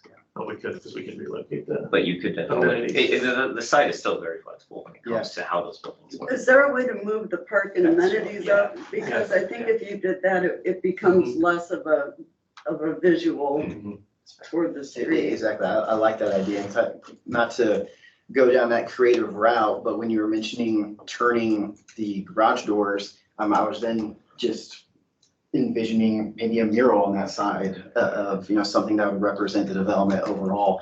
Something I want to go back to mentioning that, of course, we're going to have a lot of visitors driving by here. When they see the main building, they're like, oh, what's that? I want them to say that. It doesn't matter if it's memory care or, whatever it is. I want them to be like, oh, what's that building? So I definitely want that. But I like that idea of moving the parks and amenities up closer to 186. And then if you do also decide to rotate one of the parking facilities, that leaves plenty of space and creatively, whatever you decide to do in the future. I think the value in keeping them as they are now is from a senior resident perspective. They're not having to walk all the way around the building to get to those back units. Yeah. So. And again, to go off of that, I was also going to mention that, well, if you do turn the building, how difficult is that going to be then for the residents to be able to back in or pull in or whatever like that? So you definitely want to make it easeability. I think just pulling them away from 186 is the perfect solution. Yeah. Yeah, putting amenities up top, Kelleher here. Victor, you're designing the project, exactly what you think we should have. And I go back to, we have multifamily standards, and if you followed them, you wouldn't even be here asking us for all of this. So the 360-degree architecture and maybe a lesser masonry requirement, but the 360-degree architecture is, I think, one of the important things about our UDO for this. And I think some conceptual elevations will really appease everyone with that. And I'm not even asking for those. I have a standard that I think you should be following, and so doing more, at least for me, will be a waste of your money. It may be for other people. Thank you. Dave, Matt, anything? I think most of what I think have been said. I am comfortable with the main building, and given some relief for the internal stuff makes sense, particularly given the standards you're complying with on the other side. But I do agree with those who've said applying I would be reluctant to support amending the multifamily standards as to the 6-story buildings, particularly anything in this northwest quadrant of your plan, where you've got so much visibility from 186th Street. I think really all of it, of the 6-plex buildings and the garages, but particularly that northwest quadrant. Andre? I think Dave just said really well what I was trying to figure out how I felt on this, which is, yeah, the definition of the internal facades and everything on the main building, I totally get, I agree, I don't have an issue with that. But I haven't come up with a good reason to lower the standards on the single story either, so I'm there too. And can I ask, I mean, I get maybe the north two buildings or that are closest to 186, I understand that from a visibility perspective. Does that apply, and I'm just asking a question, does that concern apply to rear facades specifically on the entirety of the project, on entirely the external facing? I'm just trying to make sure I've asked the question so that we know what we're shooting for. For me personally, I think this area right here is where I'm more concerned with, because obviously along 186, but then you're gonna still see right here. Of course, I want this area to look nice, but this is where I'm mainly concerned with.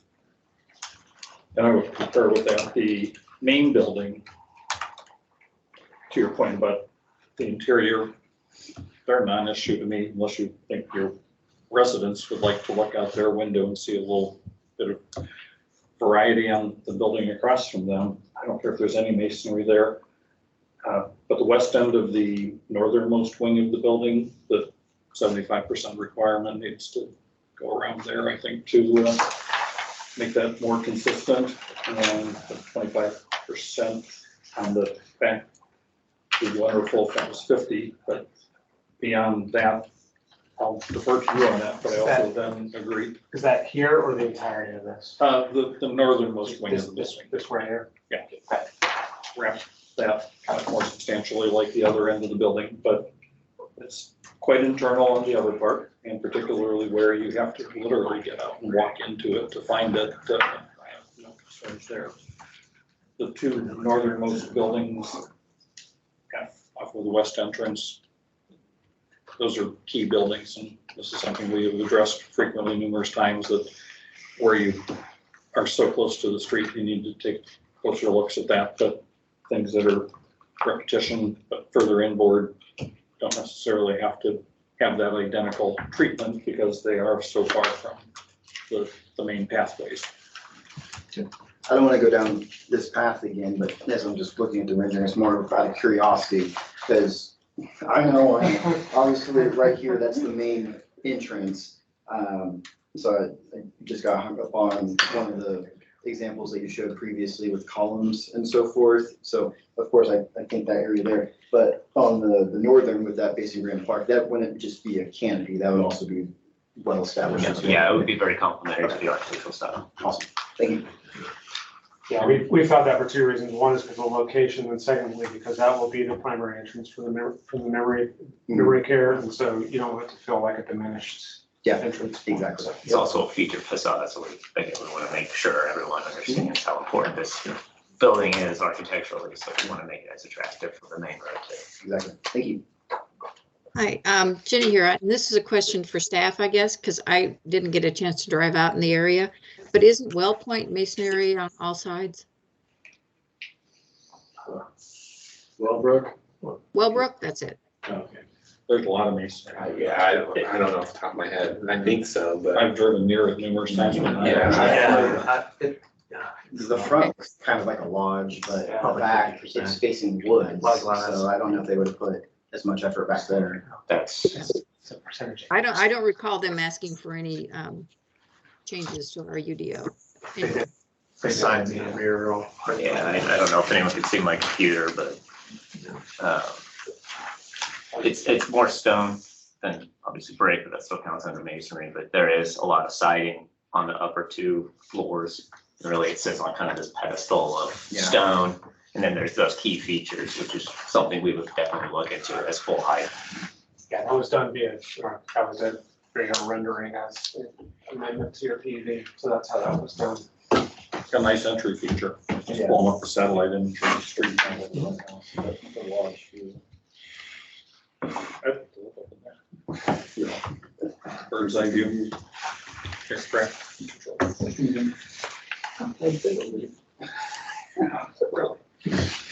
Is there anything else, or is it time to recap and move on to whenever it is that you're back? Any questions for us? Any thoughts from staff to try to make sure we're leaving with equal understanding?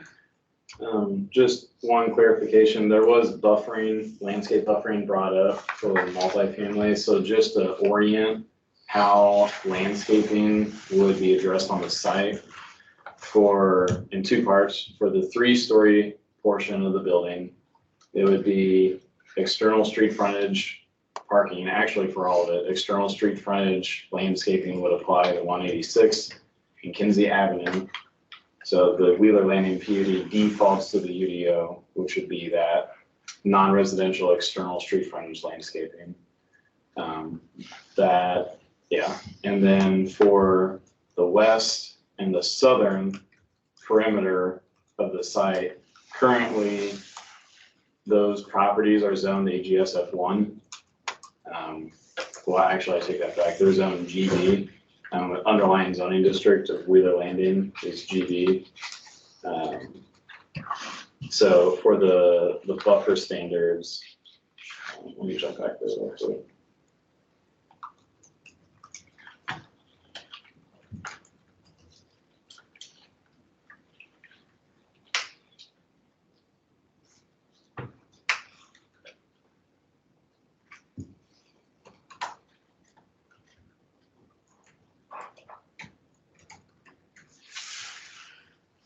And the underlying zoning is not changing in this, correct? So it'd be GB to GB, so there would not be any buffering required for the west or the south.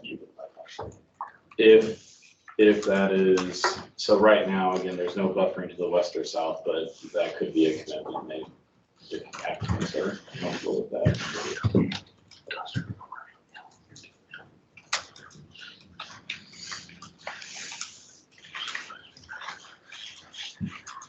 Other than that, I did take notes on kind of the recap items that were discussed, if everyone's comfortable moving forward with that. So there was concern on roof pitch, where the 612 is required for multifamily, 412 is being proposed. Just clarifying landscape buffering on the property. The garages were a concern, how they're oriented towards 186th Street and what type of buffering would apply to that. Concern on 360-degree architecture for the multifamily component, the 6 plexes, especially the northwest corner of the project.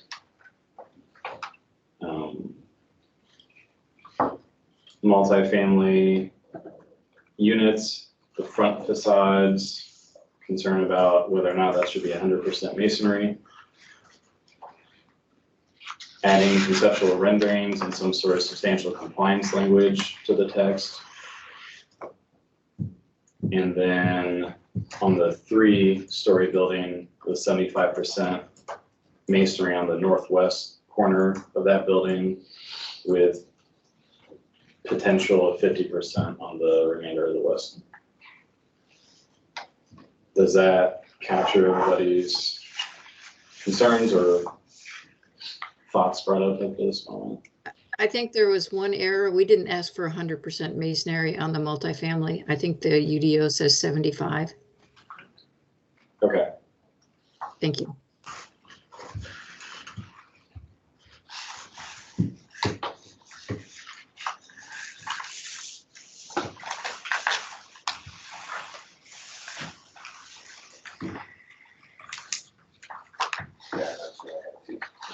I think we're good. You're good? Thank you. Yeah, well, thank you for your time. Okay. Thank you. Thank you. Sure.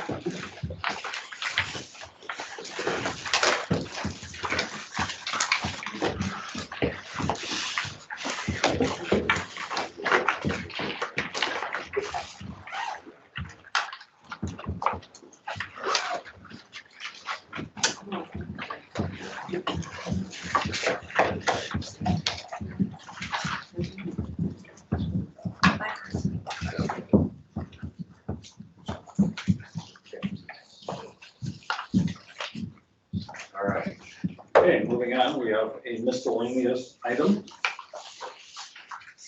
Presume we all watched last week's council meeting to enjoy Caleb's presentation.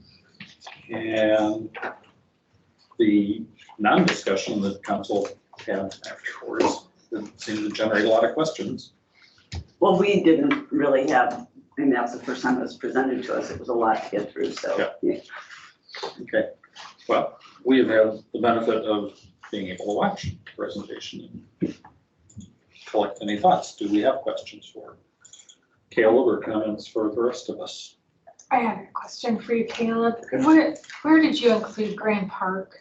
In which category?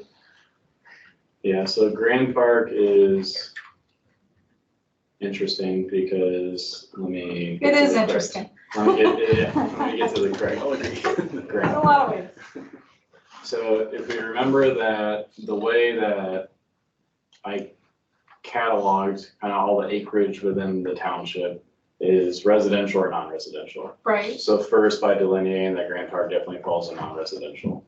Yeah. Within non-residential, on the screen here, we do have all non-residential land in Westfield falls within this 4,800 acre number. So Grand Park falls within, whenever you see non-residential land, it falls within that 4,865 acre number. Okay. So just keep that in mind when we look at totals. Right, for all of Westfield, this represents all 35,000 plus acres that makes up the entire township. So Grand Park falls in that 14% pie. That slice of the pie. So that's generically where it falls.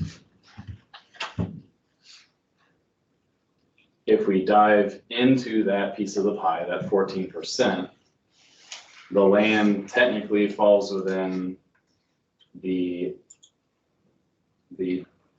blocks categories for some of the acreage. Most of it, I would say the majority of it does because it has been platted as blocks.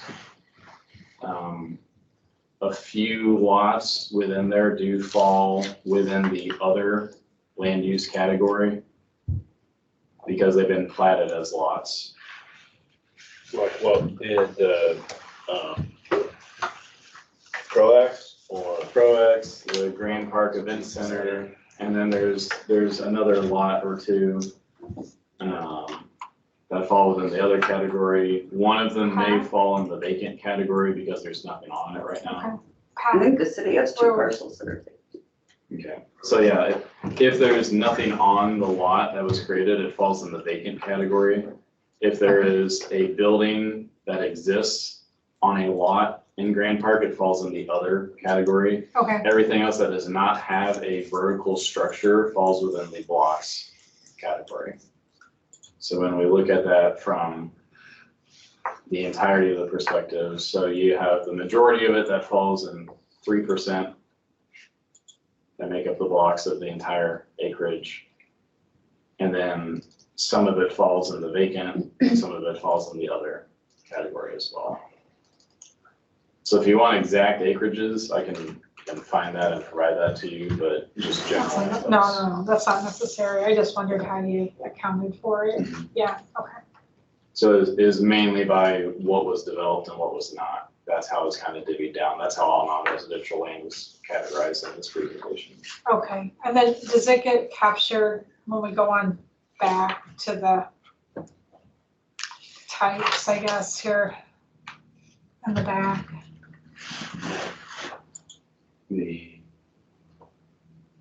Where you have a slide number? When you were starting to go into like the retail, the uses, I guess, is a better way to say that, sorry. The use, all these uses, have numbers here, 27, Okay. 28, 29. Yeah, so some of the acreage does fall within the Westfield category and the other, for other. Is that the majority of the acres are in that other, you think, on that Um, chart? No, so the the majority of Grand Park that does not have vertical improvements that fall in the blocks category. Right. There were not charts created that shows how blocks acreages match up to other communities, because I do not have that level of insight on other communities, what projects have been blocked out versus what lots have been created. Okay. So when you're saying, I guess like the diamonds and the soccer fields, they're in other acres? When you're saying not a vertical building, is that the diamonds and the Yeah. soccer fields? All the fields essentially as they're platted right now. How do the concession stands factor into that?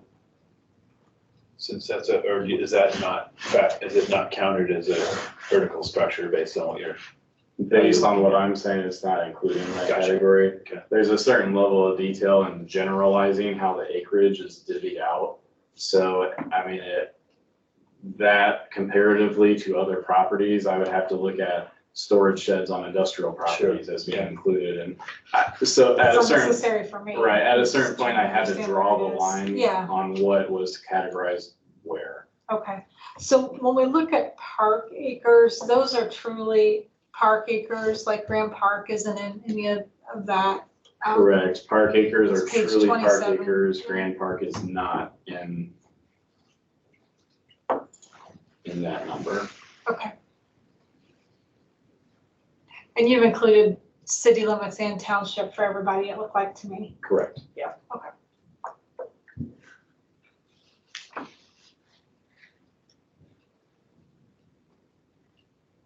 Thank you. That was.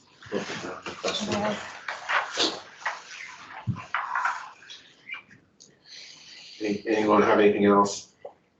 And again, drinking out of a fire hose, we get it. I mean, there's just a whole lot here. We just thought it was helpful to really just kind of round out the series of inventory presentations that we've been giving. Really for the plan commission to hear the kind of the end of the story as well. Yeah. While a lot of it may not fall within plan commission purview, really kind of getting into the revenue discussions and tax generating stuff. I think just to have a conceptual understanding of where we are as a community, I think is probably helpful for us all to understand moving forward. And really, what we wanted to do, what I wanted to do was get through these 4 presentations to help us with our next step, which is really kind of circling back to the mayor's questions that he asked of this group probably a little over a year ago at this point. Those 3 questions, I'll read them here. We're not doing this tonight, don't worry. But just getting them back out into your brain so we can talk about them hopefully a month from now. I'm not sure what our agenda's gonna look like, but I wanna keep momentum on this. But the 3 questions that he wants the plan commission to discuss are: 1, how big do we wanna be? 2, how do we address infill? And 3, how do we sustain it for the future, right?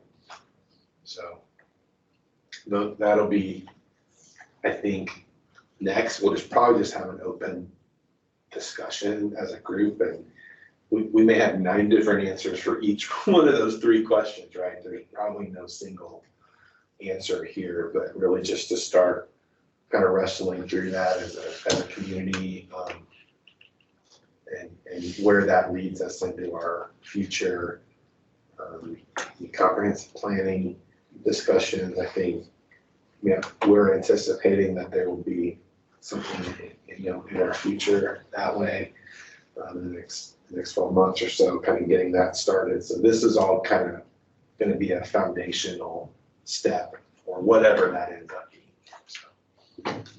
Just want to thank you, Caleb, for all your hard work with this. And it's especially important, not just for us to understand where we are at, but also where our neighbors are at and where we can go and utilize a blueprint, add our own flavor to it. So I just appreciate it. I think this report's outstanding, Caleb. I really enjoyed listening to your presentation to the council. And it's very good. Thank you. A lot of work. Jenny, are you still with us? I am. I just took my picture down.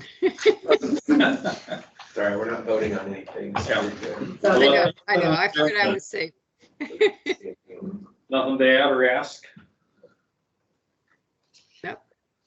No. I'm not sure I want to listen to that many numbers, but the last slide on the 5-year outlook.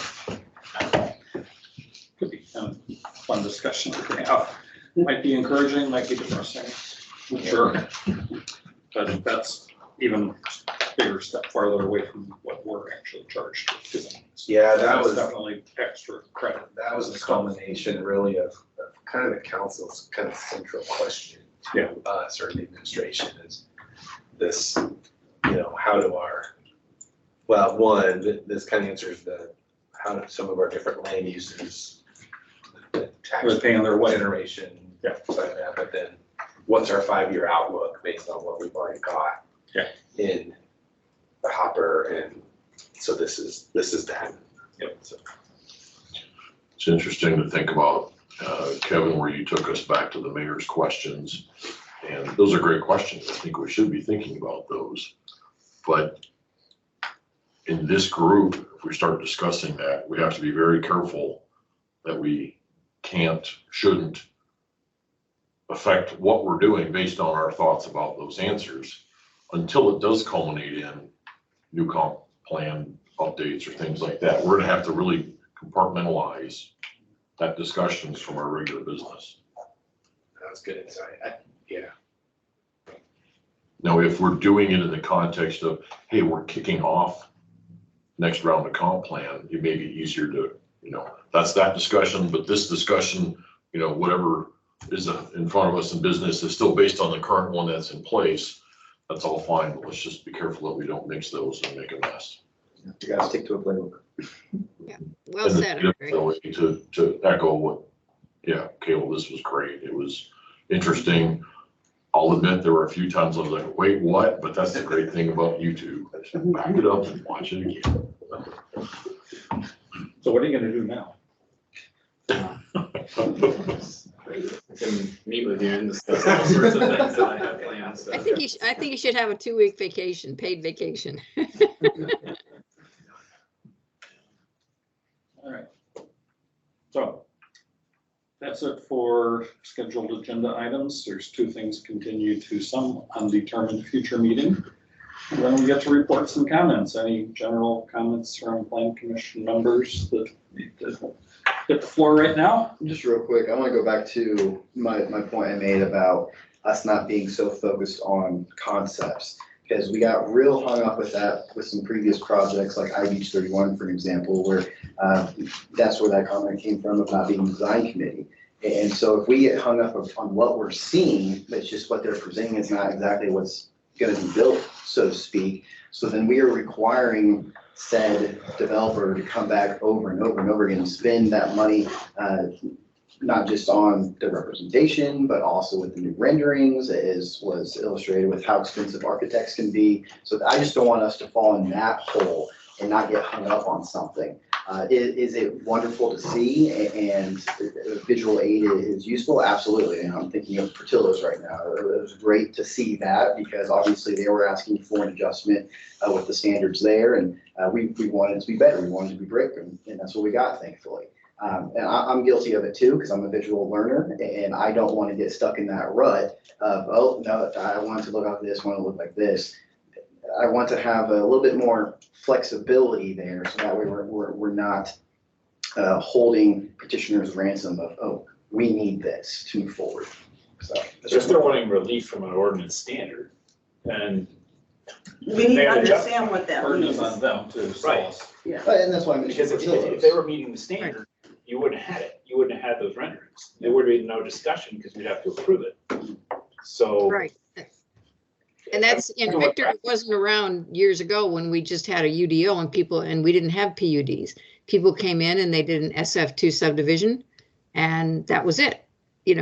But now with the PUDs, they want to modify our UDO, and that's where we get into some issues. For me, it's, why do you want to modify it? What is this giving to us, Westfield, by modifying this? Okay. Downtown update, anything to update? Nothing tonight, thank you. Congratulations on the success though. City council liaison. I'll try and be quick. City council met March 13th. We had Joanne Tedesco. She was presented with the proclamation declaring March as Disability Awareness Month. And she gave a comprehensive review of activities of the Mayor's Council on Disabilities. They're in the midst of doing a transportation study, which is available online, and they're encouraging folks to take it. So if you can, get out there and do that. And one of the Janus buses is actually headquartered now outside of the Public Safety Building, if you've seen that. And Caleb gave the presentation. Hopefully we all saw that, right? And John Rogers explained that the general fund shows a decrease over the next 5 years in that slide, if you saw. Greg Garatas, he's our financial consultant. He's coming to council on April 4th. We'll be discussing all of that at that meeting, supposedly. So if you're interested more in that discussion for any reason, you might want to follow that council meeting. John does feel that we have the cash to cover that decrease right now, if that matters. Council reappointed Eric Lohi to the Civilian Fire Merit Board. The Grand Park Village PUD Amendment 5 was approved, as was the Westfield Washington Schools PUD. An amendment to the Urban Apples PUD was introduced. I believe it is scheduled for April 3rd hearing, right? Okay, and the amendments concern adjusting timelines on multiple portions of the project. If you remember, there was a lot of deadlines in there and they can't meet them, so they're coming back. One thing, council and the clerk treasurer candidate forum, I know most of you probably know this, but that is tomorrow at GPEC, and I think an RSVP is requested, could be required, I'm not sure. And it will not be available on recording like the other one was, because it's going to be in multiple rooms. So if you're going to attend, you might want to let them know. How was that sent out? Through our GOP. Okay. I thought it was more, you could, but the purpose of it was to figure out how many from each district are there to know where to then send everybody after the group event. That's what I thought, but then they sent me another one, basically saying you have to RSVP or something. It's I'm gonna be like, in multiple okay. rooms.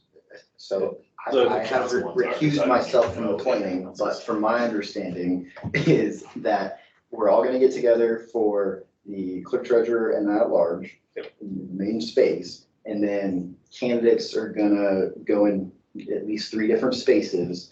And whomever is interested in hearing said candidate will just go to that room. About that. For planning So we can purposes, spread out. there's kind of a head count request. Yeah. Is it a forum, like people are answering questions or just getting up and giving a 5-minute intro? That's the part I'm not sure about. Okay, I was too. I know there's gonna be some question and answer parts, but I don't know how much of open dialogue there's gonna be. Of course, it'll be the meet and greets, but. Right. Yeah. Oh, we'll go and see. Meandered away from the council update, that I assume was the last item. Sorry, yes. There was a BZA meeting. There was. We approved 2 variances. One, the Chatham Villages apartments that were on the consent agenda tonight. They had a landscaping variance that they needed, an aspect of their tree count. They literally had that thing crammed full of trees, ran out of room. But what was approved is consistent, kind of middle of the road for other apartment communities that have been approved by PUD. So it's very consistent with what other things have been approved. The second was a variance of use that permitted a kennel use for a residence at 191st and Grassy Branch Road. You know, our kennel standard applies to any animals if you have more than 4. So these people are gonna have 20 chickens and they needed to have a variance for that. So they got their variance. They can have their 20 chickens. Sweet. Did you negotiate some fresh eggs or? Well, we Yeah, had that one discussion. one audience member did that, yeah, she scored some, the neighbor got the commitment to have 3 eggs, not on the variance, but. Not legally binding. And I said about that, oh, and then there were several commitments actually, but, for noise, they won't have a rooster there, so it won't be as noisy as some could be. But you can't have chickens in Cicero. You cannot? Nope. Oh, that's surprising. Emily used to work in the community development department, front office. There were all kinds of people came in and ranted and raved about that. And there's somebody in the community, I think she knows who it was, but I that drives around and make sure that he spots the chicken cookie. Chicken patrol. Rants them out. Does he hit, so Edmonton or was he now? I don't know. It's at the local grocery. Could be. It was just one of those chicken balls. True, yeah, like, my daughter's fine there, she's not there anymore. Just to stay at home. There was no planning committee meeting. There won't be another one between now and the next meeting either. So no report there. Community Development Department, we exhausted all of the content we need to discuss. I think so. You don't have any wise, wonderful words for us, no new things to spring on us. No, I already did. No, thank you guys for sticking through this. There's a lot to get through. Very productive, I thought. Well, so that takes us to the point of adjournment. Does anybody actually want to adjourn? Motion. I guess Victor wants to adjourn. He's done motion. Second, aye. Just reinforcing your second. So you've got a third. I'm a third, and I've already given my aye. Dave Schmitz is the second. So staff, we need to call roll since it's remote. You want me to call it for you? Make it as a yes.